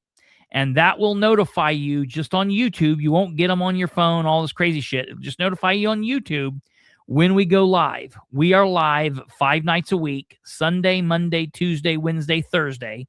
We are off on Friday, and we are off on Saturday. But we are live 5 nights a week, Sunday through Thursday. We also drop other static videos throughout other times, but it'll tell you that. Then also, you can go to my, there's the YouTube and all that shit. Then you can go to my Facebook page, Kristopher H. Bilbrey. That's facebook.com/Bilbrey318. Hit the follow button. Follow me there. That page is wide open. So even though we're not friends, you can still see everything I post. You can still comment. You can still agree, disagree, go back and forth, see all the shit there. Go there. Then go to the Facebook page for the Political Spotlight, which is facebook.com/Political Spotlight 318. There you can follow all of the stuff. If you're into Twitter, you can follow me on Twitter. That's twitter.com/Bilbrey Live. And you can follow us all there. You can do all of that, and that's the best way. I will communicate with you. You can Facebook message me. You can see all the stuff. That's the way to follow. So I send all the friend requests, because if people drop off and I get to add others, and there's been talk that they're willing to, they might open it up and give us like another 5,000 more. So if I can do that, I will add people. So still send the friend request, because I'll see it and I'll be able to interact with you. But I just, unfortunately, I can't add people. But we've been getting a lot of that. So that's the way to do that. Going on here. Well, thank you, Catherine. Let's see here. Oh, that's why I'm telling you this. Megan Neal, if you would send me a Facebook message, I would love to talk to you. Send me a Facebook message, and then I can talk to you after the show. I can message you tomorrow, and I can give you my number, and we can talk, because I would love to hear. I would love to hear information that you have. Brenda Greider for sheriff. Here. I'm good with that. I'm sure Brenda Greider would do a better job. I'm down with that. My nephew Nick said it was Officer Ryan. Or Officer or CO. I'm not really sure which one. We'll have to find out who that is. I'll get that information in. Megan, do tell what you know. Help. Everyone that's had a chicken pox vaccine has dormant shingles within them. They break out when the immune system is compromised. Absolutely. Feather Feather Neil watching. Ryan Burns was a road deputy. See, I don't know if it's Ryan is the first name or Ryan is a last name. So we'll have to find out. Randy Howard is waiting and contemplating running for sheriff. Lots of law enforcement training in his background and actually a good guy as far as I know anyway. I question how much of that law enforcement training is actually law enforcement training. He's going to have to put all that stuff forward. He's going to have to show us. I question that. I'm not being mean to him. I'm just saying he's going to have to prove what that is. He's going to have to get past the innuendo and all of that, and he's going to have to lean out and say this. Look, I can tell you this. He's not been through ILEA training, and as far as I know, I think he's had some martial arts classes with law enforcement members and done some stuff back in the 80s and 90s. He's going to have to let us know. It's going to take more than that to I'm going to lead the sheriff's department. Especially, look, this is not just taking over sheriff's department that's been finely oiled. Whoever takes over this sheriff's department is going to have a hell of a lot of cleanup. Whether it's someone who takes it over starting next year after this election, or if, God forbid, John Sproles wins and he does another 4 years, hell, I can't even imagine what that would look like. In 8 years, the work that somebody will have to do would almost be unimaginable, okay? A lot of hidden things happen when Kronk isn't sheriff. That's just not even remotely an actual sentence. Like, there's so much there. Absolutely. You're 1,000% right. Yes, absolutely. Somebody please study the Constitution and then run for sheriff. That would be very good. A deadline for independent. Kate already told us that. Thank you. Thank you. Megan, thanks for listening and your help. And to tell the truth, I know, and I said it's true. The Spotlight has plenty of proof of Sproul's shortcomings. Absolutely. What is she talking about? Shingles? Just get on here. I was in healthcare for 26 years. I don't know. I said I didn't know what he got shingles from, and apparently she thought I was wrong. I don't know. Hopefully she'll tell me at some point. Yes. I knew it was later after the primary, just wasn't sure. Okay. Humphreys would make a good, I've said that. I told a couple people that Humphreys would be an amazing sheriff. Maybe I'll find out where he's at and get a hold of him. That would be amazing. I don't know that he lives in Henry County is the problem. That's the problem. Okay, we're going to get down there. All right. An outside agency department needs to conduct an investigation. Alleged neglect, abuse of inmate abuse. See my previous entry. Yes, absolutely. Let's see. Absolutely, the campaign is nothing in comparison to how he would actually handle today's situation. I do not think Henry County can afford 4 more years of Sproles. Financially, he is going bankrupt the county. That's no question. Okay, we're to the bottom of that. Now, I do want to get back to this. We have a couple of other important, very, very important things to talk about here. This is very, very, very, very, very, very important. Okay, number one, and we've already shown this picture. I just think that this is kind of interesting that we get this picture of Sproles posted with the deputies. And I got to say something real quick, and maybe this is probably better for another episode, but I'm going to say it here anyways. The last couple of days that Sproles has been living on social media has been very bizarre. Sproles has decided to take to social media and fight with Randy Howard. You've got 2 men wanting to lead the sheriff's department, fighting like they are 13-year-old girls coming home after a middle school volleyball match. And it looks absolutely insane. They look like complete insane people.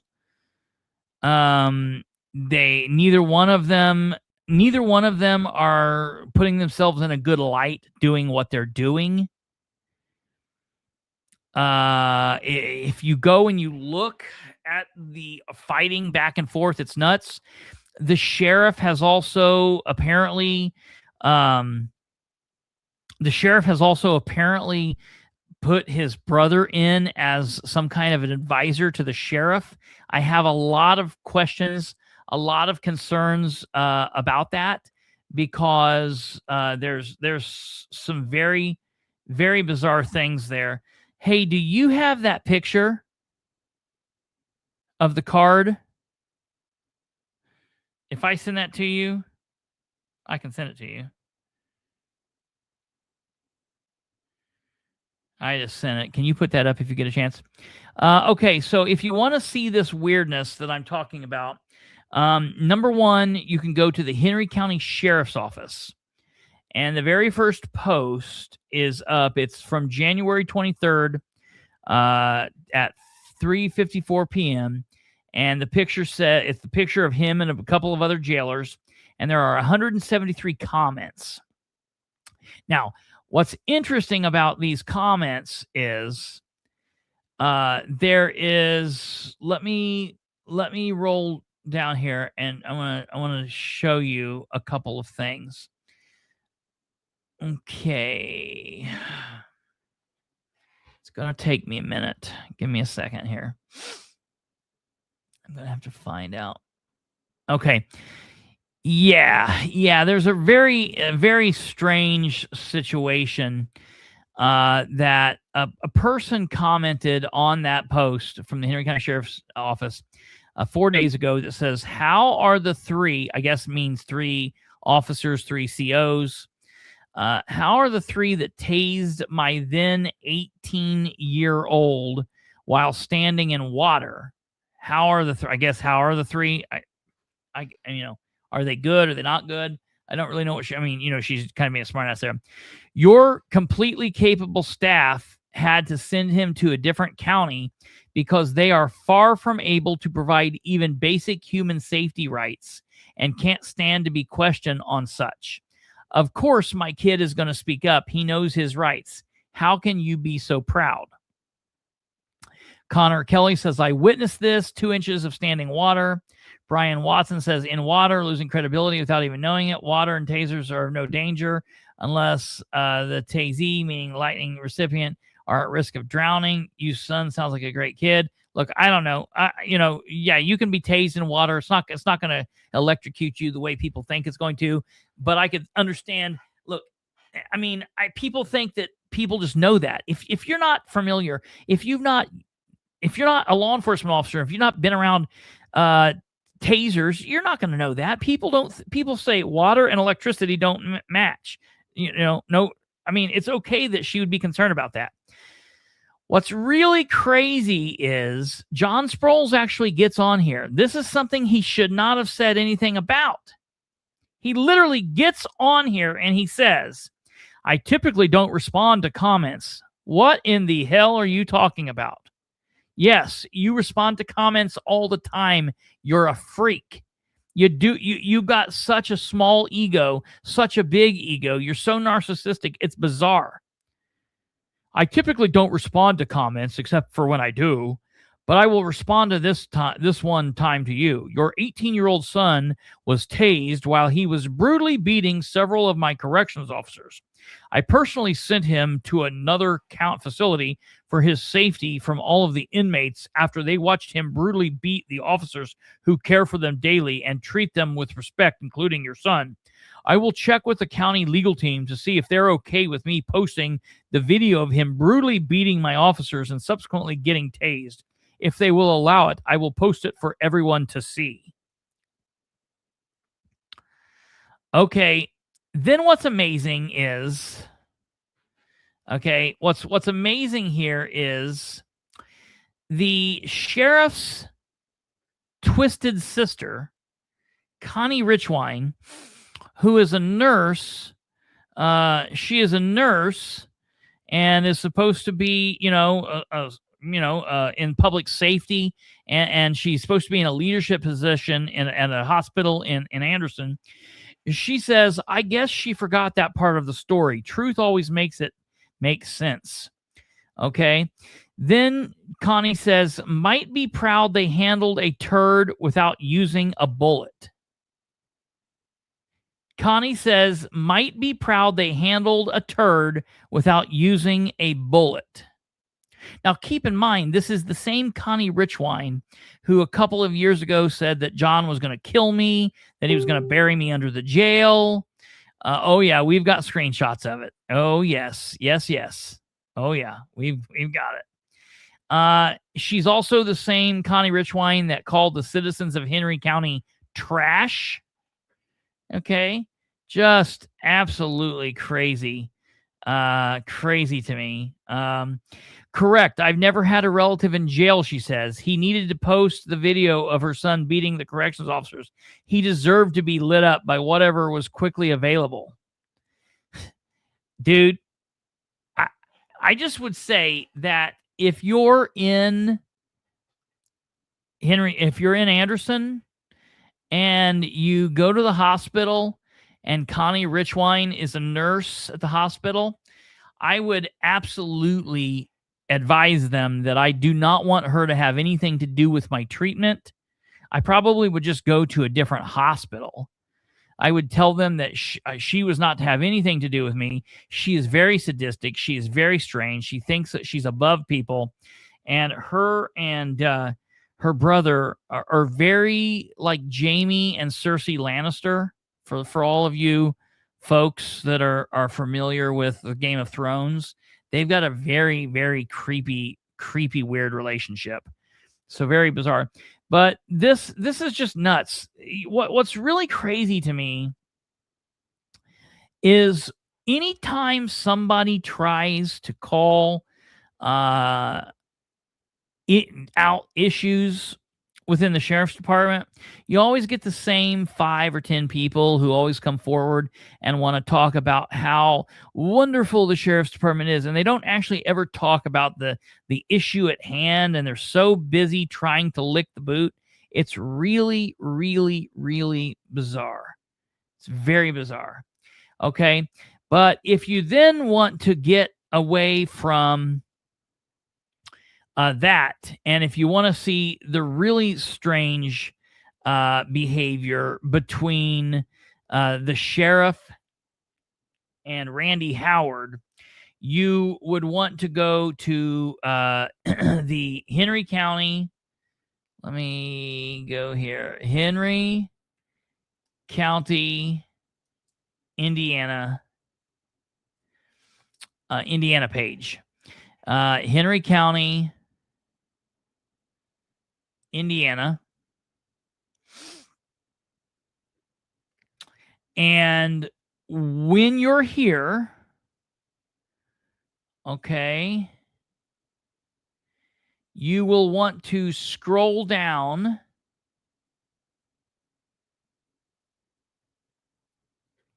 Scroll. Keep on scrolling. Okay. So the first thing that occurred was a post made by Randy. And listen, he makes a lot of posts. There's a lot of posts on this page. Okay, let me see where we're at. We're just at 11:20 yesterday. So we got to keep on scrolling. Scroll. Okay.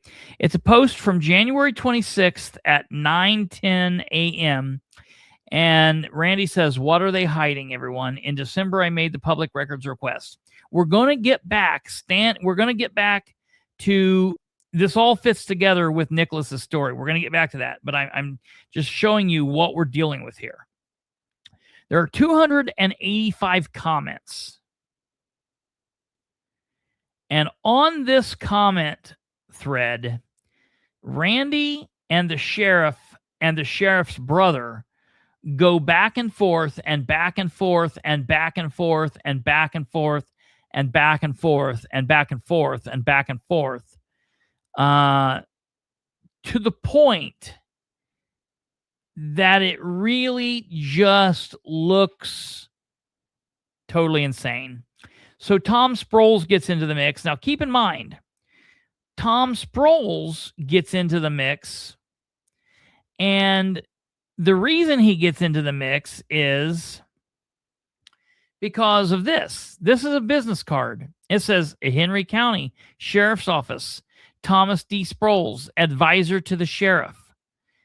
And then it's got an office number, and it's got a cell phone, and it's got an email that rings to the email goes to their family cares. It goes to their family business. So it says he's an advisor to the sheriff, and it lists the sheriff's department's address. But then the phone numbers on here, the phone numbers ring through to a business that is owned by Tom Sproles. So my question is, number one, is this person getting paid in that role?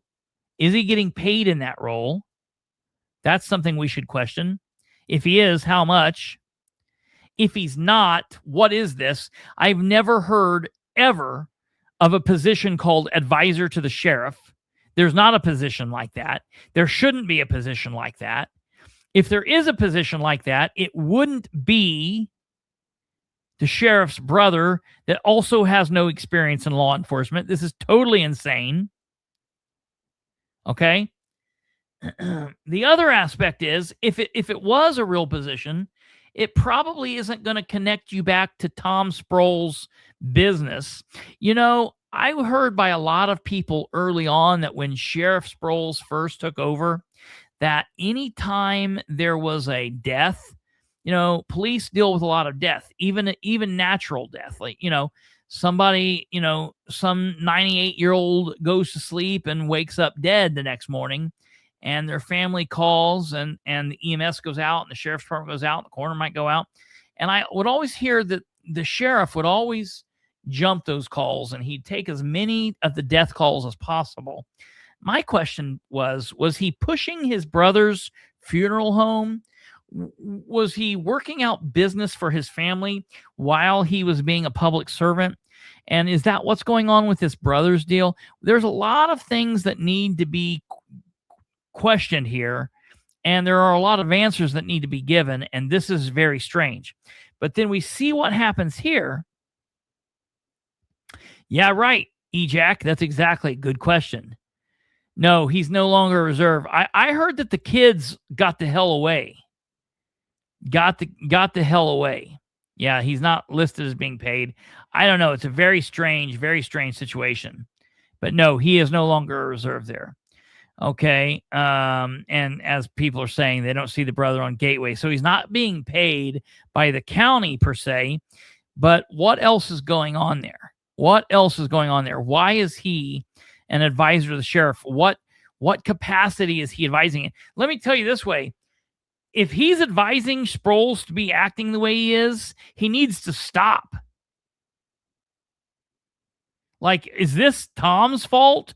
Is everything that's happened in the last 4 years, is this because of Tom? Holy shit. Okay. So going back to this, there's just so many. Dude, what is this?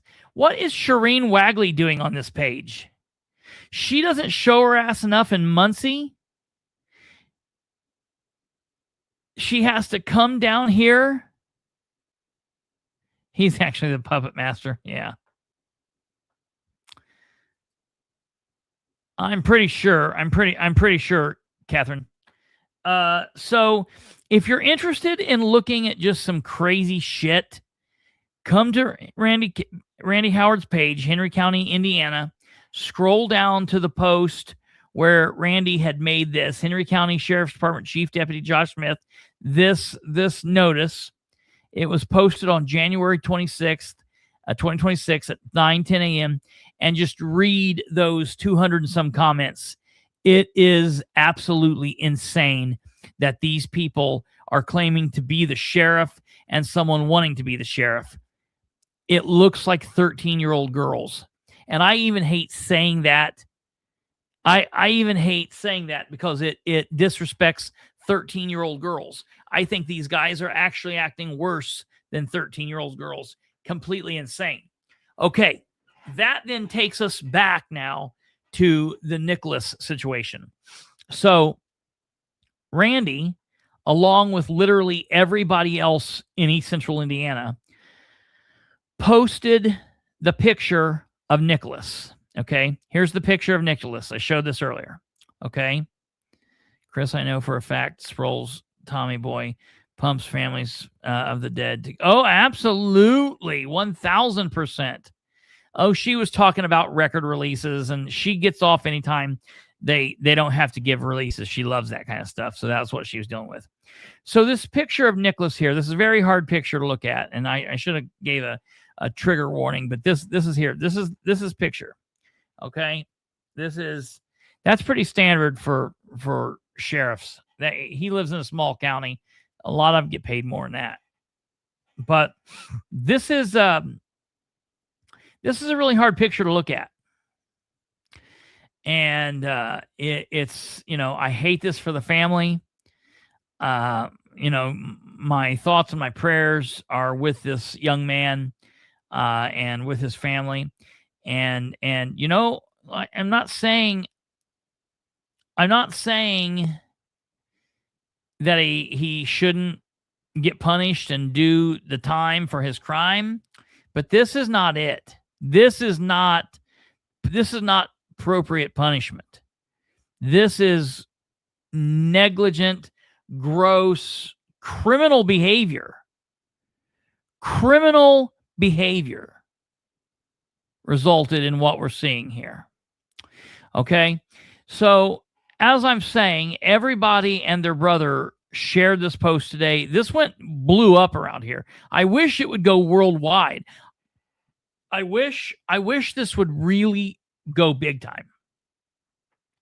Well, I too shared this picture, shared the story, shared the information, and I wanted people to know that we would be talking about this tonight. And I wanted people to be able to be here and watch it and to see what was going on with it. And so I shared the story, and there were quite a bit of comments down under my post, and I want to read this to you. Well, I'm gonna tee you up with this. So I issued a record request a couple days ago, and what I requested was all of the video footage from the day and time that Nicholas was booked into jail until he left jail. And I know that's several days that I'm going to have to go through. I asked for all body camera video that interacted with him during the beatdown, before, after, what led up to it. I asked for all reports that were written and up about the incident. I asked for his booking information, his booking photo, and all of his release documentation. So I requested everything. Going to work on getting the medical stuff if they will release it. I don't know that they will with it being medical, but I'm going to at least try. So I issued that response I issued that request to the sheriff's department. And I've been waiting on them to respond. Okay, so waiting for them to respond, and I had not heard anything. Well, then on my post today, let me pull this up here. On my post,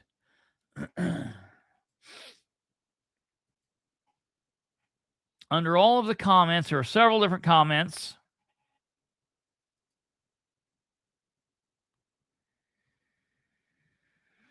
Let's see here. Right here. You guys can't see this. It's hard to see, but I'll read it to you. An individual commented named CJ Hoyt. And I know a lot of people don't know who CJ Hoyt is. He's the news director for CBS News and Fox 59 News. CJ Hoyt said the following. He says, "We received this statement from Sheriff Sproles." Now, I want you guys to listen to this. I want you to listen to this. This This is the statement that CJ, the news director for CBS, is attributing to John Sproles. Sproles says, I'm aware of this allegation. So Sproles says, I'm aware. Listen to this.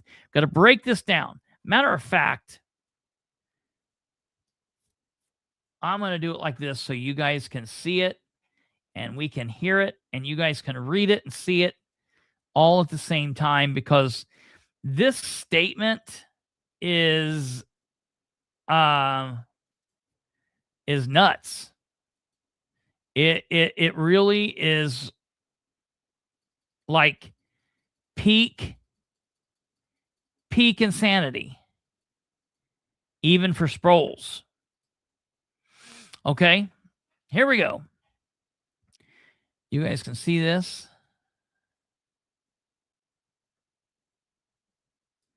Let's blow it up a little bit more. Okay, here we go. Sproles says, now this is being attributed. That's fine. Thank you. Thank you for trying. Sproles, this is being attributed to Sproles by the news director for CBS and Fox News. I'm aware of this allegation. So right here in the first sentence, Sproles is saying, I know what's being said and I'm aware of it. Okay. The very next sentence says, to my knowledge, at this time, this allegation is completely false. So now, wait a minute. wait a minute. He says, I'm aware of this allegation. I'm aware of what's being said, but to my knowledge, at this time, this allegation is completely false. Okay, that's interesting. He then says, I have reached out to my jail commander and my chief deputy to pull all information, including all video footage of his recent stay in the Henry County Jail. Okay, now wait a minute. Do you mean to tell me that you have had an incident where, for whatever reason, use of force was used against an inmate that resulted in that inmate needing to be OR'd anywhere from 4 to 9 days early from a 15-day hold placed by a judge, and then a 911 call needed to be placed for EMS to take him to a hospital where he was in ICU, and then 2.5 days later, he was transported to St. Vincent's in Indianapolis, and he's on life support down there, and you're just now reaching out? They didn't do this to begin? You're just now reaching out? Something doesn't seem right with that. If this happened, something like this would have happened in the Delaware County Jail, the sheriff would have known about this the minute that it happened. I'll even say in Madison County, where Madison County's so screwed up, Beeman's team would have known about this the minute that it happened. All right, let's continue on. I've reached out to my jail commander, Guffey, who's a complete idiot, and my chief deputy. And let's be honest, Josh Smith is a pretty good guy, but Sproles and Smith have been like MIA. They're very weird in their leadership style.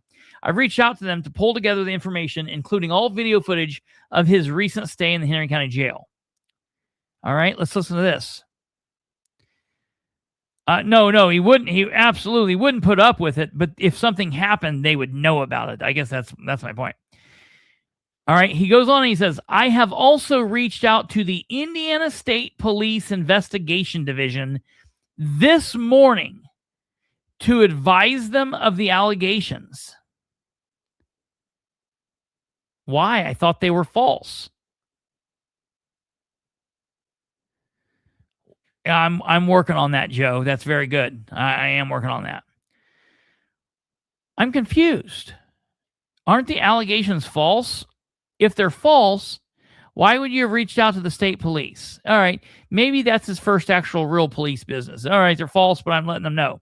Now listen to this. He's getting ahead of anything. I don't know. No, I think he's getting his head up his ass. Listen to what he says here. He actually gets behind himself. It's really insane. I've reached out to the Indiana State Police Investigation Division this morning to advise them of the allegations.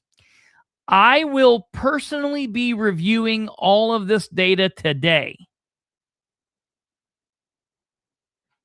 I will be happy to report all of the findings as I compile this information.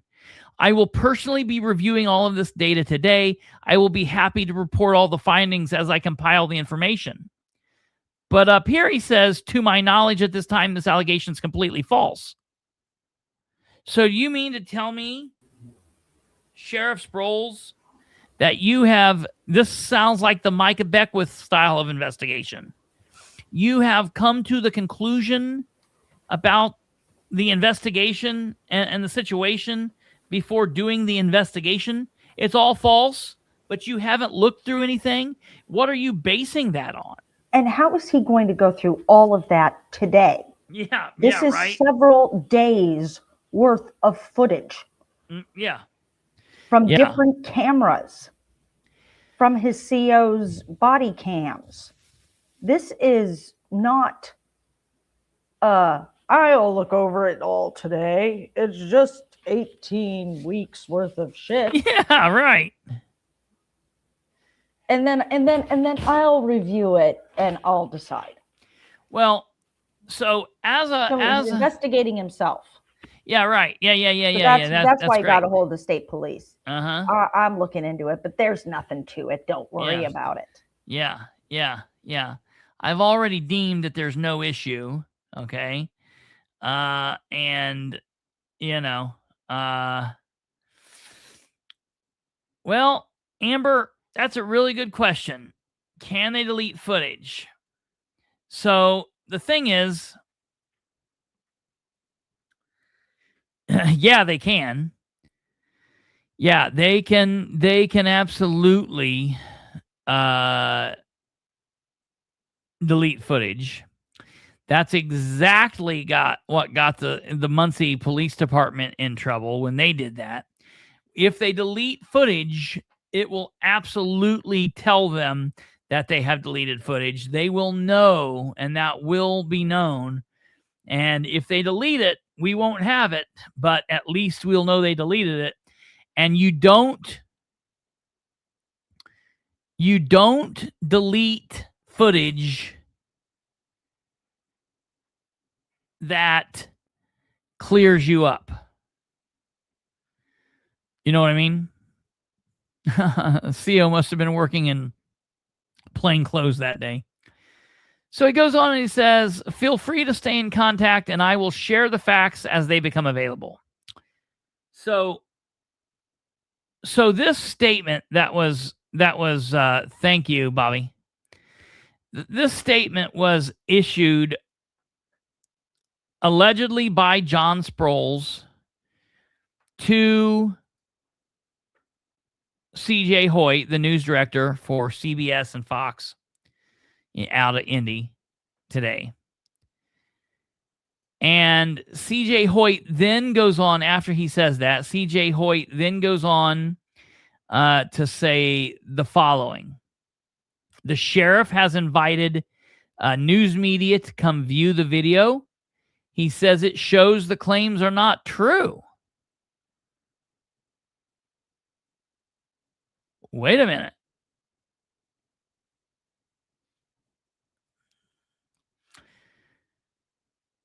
So CJ Hoyt posted his first post at 9:44 a.m. Then when he says the video shows the claims are not true, he posted that 10, 11, 12, 3 hours later. So are you telling me in 3 hours Sproles went through everything?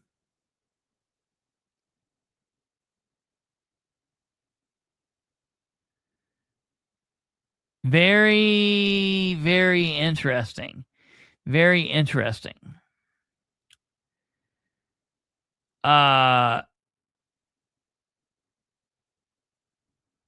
Okay. CJ Hoyt says the sheriff says they have reviewed all video and that the claims are patently false. He has invited the news media to come view the camera footage.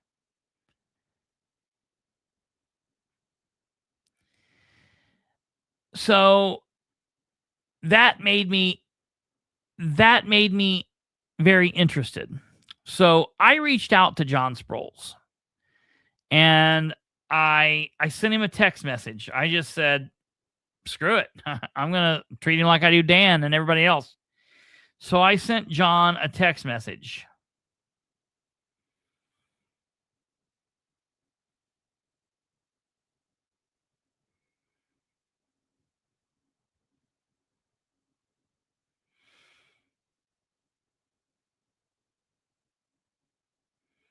Sorry, I was reading some text messages there. I sent John a text message that said, Sheriff Sproles, can you please send me your statement concerning Nick Gulley?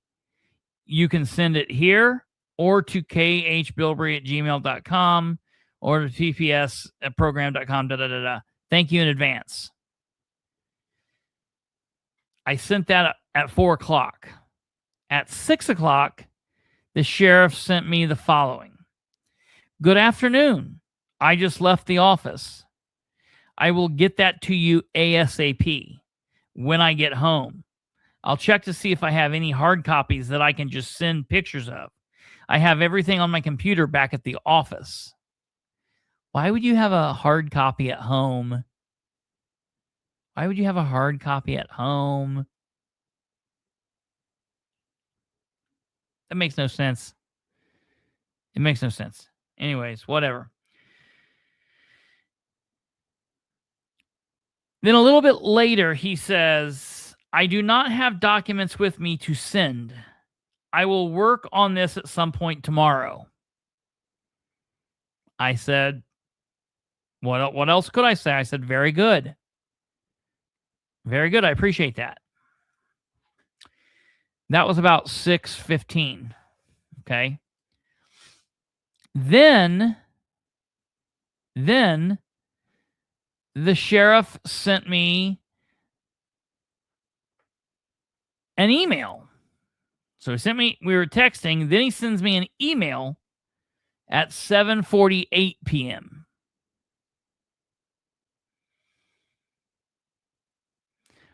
Hard copies of his statement. Hard copies of his statement, Megan. His statement that he released to CJ. So then he sends me an email like 45 minutes later that says, Chris, wait a minute. We're on that kind of relationship, bro. You can just call me Chris. I've never signed anything to you with the name Chris, dude. I didn't know we were like buddies like that, but okay. He says, Chris, I'm now seeing the official records request that you sent. I know you text me today about sending you this information. I will now let it play out through the record request. Okay, but I didn't send you a record request for a statement, dumbass. He said, the chief deputy will reach out to you in a reasonable time frame.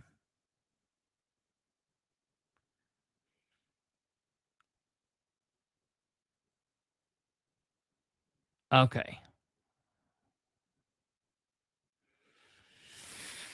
Megan, nah, not with him being the sheriff. I mean, I was a police officer, and when I was a detective, I took a lot of shit home. We took shit home all the time.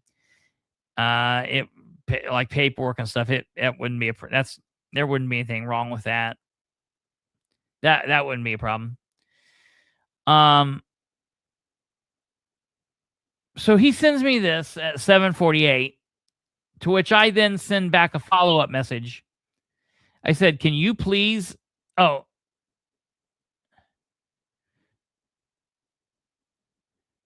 no, sorry. That was that. So I then send back to him the following statement. I'm fine with that. However, could you please confirm or deny really quickly that you sent the following to C.J. Hoyt, news director at CBS 4 and Fox 59, or someone working below him for the stations? He is claiming that you released the statement saying the following. I'm aware of this allegations. To my knowledge at this time, this allegation is completely false. I have reached out to my jail commander and my chief deputy to pull all information, including all video footage of this recent stay in Henry County Jail. I have also reached out to the Indiana State Police Investigations Division this morning to advise them of the allegations. I will personally be reviewing all of this data today, and I will be happy to report all of the findings as I compile this information. Feel free to stay in contact, and I will share the facts as they become available. I then said, he has also made the following statement. The sheriff has invited the news media to come view the video.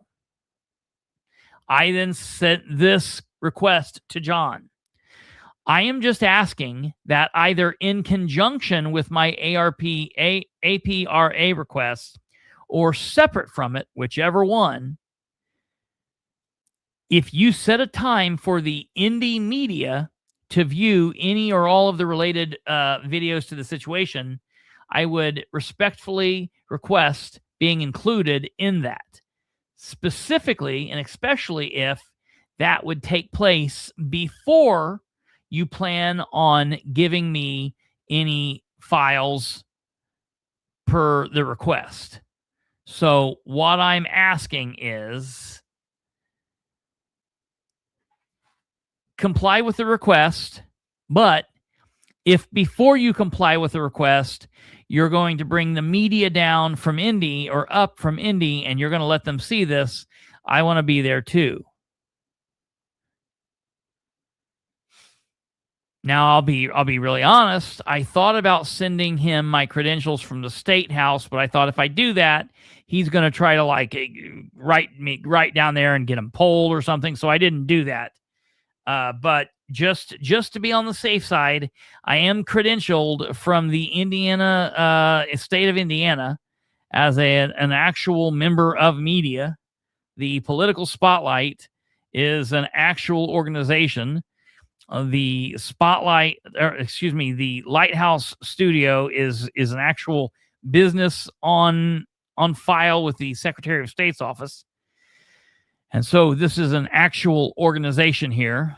And I know that we have the energy of a man yelling at clouds, but I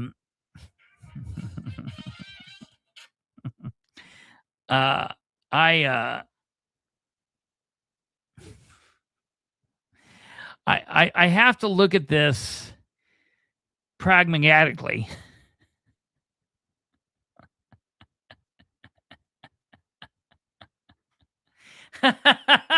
Dude, you said it the same time I did, Kate. I love it. Oh, God, people think that. We'll talk about that. We'll talk about that at some point. That's not appropriate for this. Let's just say Gabe Whitley's at it again. Anyways, ladies and gentlemen, so yeah, Megan, I don't know. I mean, the sheriff's already apparently released a statement to C.J. Hoyt.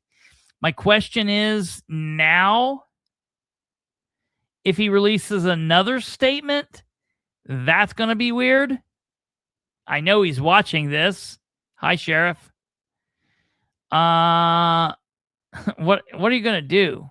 Like, let me talk one-on-one to you right now, Sproles.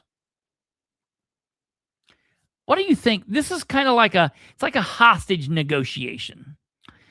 And in this situation, I'm like the negotiator and you're like the bad guy.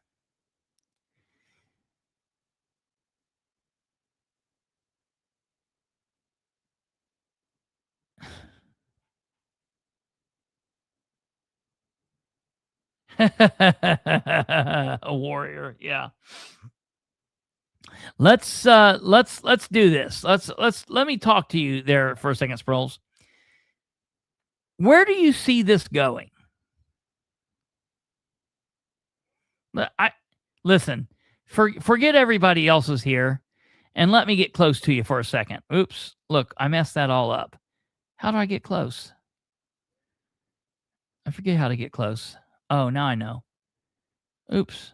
Did you get me close? Yeah, there we're close. There, I'm real close to you, Sproles. Let me ask you for a second. Where do you see this going, bro? How do you see this playing out? I do not get it. I don't understand what you think is going to happen here. Why would you release to the indie media that the allegations are completely false, and then after you make that statement, tell them that you're going to investigate the situation? You see why that's a problem?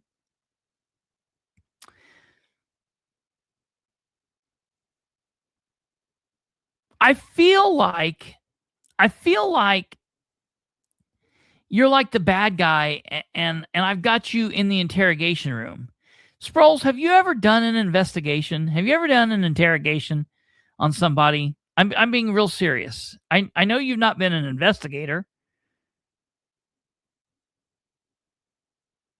I know that Sproles is one of those investigators that says something like this to the bad guys. You know, we know things that you don't know. So you might as well just tell us, because, you know, there's things that we know that you don't know that we know. And I don't ask you questions that I don't already know the answer. Anytime somebody as an investigator says that to you, say, stick it. Okay? Let me tell you, that's all bullshit. But I'm talking to you really seriously, Sproles. Do you think that dude fell down in a cell? Just fell down by himself and that caused that? You can't seriously think that. You think he can't? Did he come into the jail like that? When he was criminally trespassing, did somebody beat him down and then call the police and send him in like that? Why are there other inmates saying that he was beat down by the jailers? What do you think is going to happen at the end of this?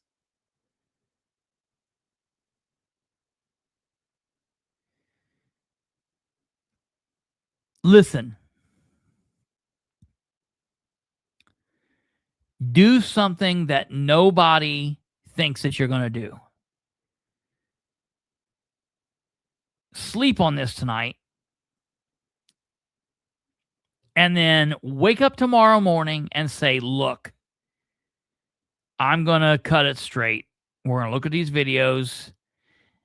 And oh my God, this CO beat the shit out of this guy. And I'm going to put it out there. And we're going to fire him. Look, you fired that black CO over shooting that dude in the back with that pepper ball. Bro. Dude, you fired that guy. You fired him faster than a lightning strike, bro. There's no way. But he wasn't fired for shooting the guy.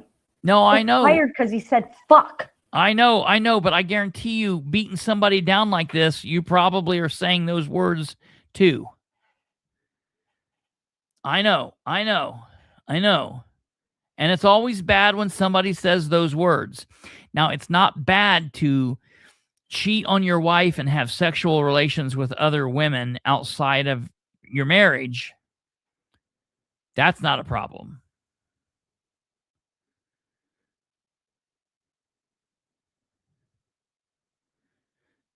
I just don't know what you think. I don't know what you think's going to happen here, bro.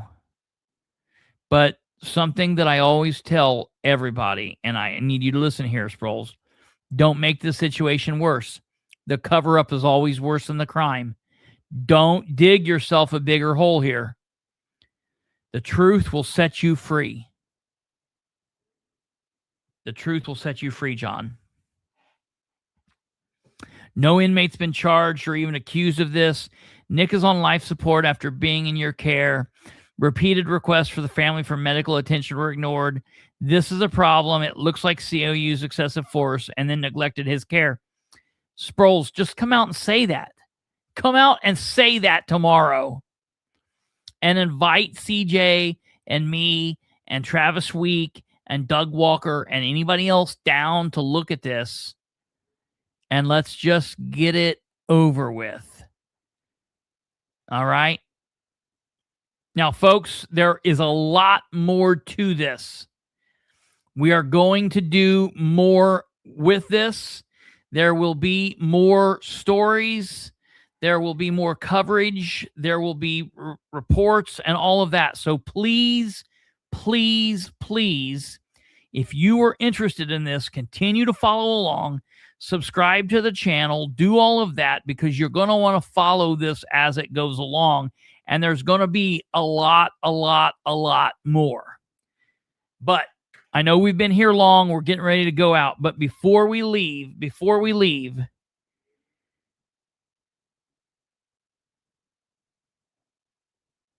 absolutely, Warrior. I promise you. No, I tell you what.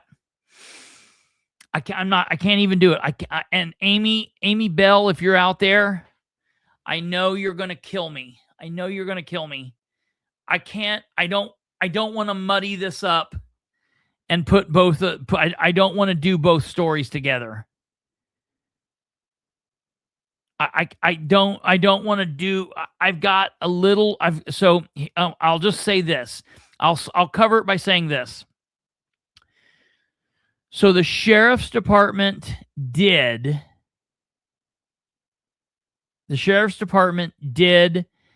give me the 911 call and the dispatch traffic. Now, you all know that we've already heard the dispatch traffic. We've listened to it. But I have the full copy of it and I have the 911 call. And I think the 911 call paired together with Amy's video and paired together with the video from the Newcastle police officer that arrived, I think it just continues making it look bad for off-duty deputy Haskett and for Henry County and for John Sproles. And we will go over all of that. We will go over that first thing tomorrow. Tune in tomorrow, and we will go over all of that. And I will let you hear it. I'll play it, and I'll send it to you, and make sure you get it. So we will do that. If any of you are interested in that, tune in. And that's the Bell case where off-duty deputy and two off-duty deputies proceeded to pull this guy over and arrest him for disorderly conduct and a bunch of horse shit. It was just, it was just complete nonsense. I've got video. If you guys are interested in seeing any of that, you can go back on the playlist and watch the very last couple of videos. That's all about that. You can watch that on the playlist. We will cover the 911 tape tomorrow and the dispatch. We will go over that and anything else that might pop up with this. So you might pop back in tomorrow and see what's going on in the first 10 or 15 minutes, see what's going on. But there will be more. Follow us here on YouTube. Follow us on Facebook. Follow us on Twitter. Subscribe here on YouTube. That's probably the easiest way. It doesn't cost you anything. It's free. Free. And before we leave, let me see. Okay, hold on here. A couple things. Let me answer these questions. Okay, that's not even a thing. Bobby Rhodes says, this is very good. How can I keep watching you? Bobby, do you do anything on YouTube? The very best thing that you can do is go to YouTube. Go to YouTube. and look up the Political Spotlight and subscribe on YouTube. Matter of fact, I'll tell you what, I will send you a link. I will send you a link to your name, and you can subscribe and just follow me on Facebook. You'll be able to see me on Facebook. I can't accept any more friends, unfortunately. I'm past the limit. You know, we're just too big. We're just too popular. We're just too big around here. But you can still see everything, and you'll be able to see YouTube's where it's at. We're here live Sunday through Thursday at 9 p.m., and then we're on social media always. So, all right. Thank you guys very much. We'll get to the bell stuff tomorrow. God bless each and every one of you. Listen, my thoughts and my prayers go out to Nick and to his family. Be strong. Surround each other. Be with each other. Do what you got to do. Lord, be with them and keep them strong. Help heal Nick, and watch over the doctors and give them the absolute best that they have that can help pull him out of this, because that's such a horrible, horrible situation. God bless each and every one of you. Thank you for tuning in, whether you agree or disagree. Whatever that one lady's name was with the shingles, come on back tomorrow. I love it. I love when people tell me I'm wrong. It's the best part of every day. Okay. Thank you. Take care. Good night. And we'll see you tomorrow. Good night.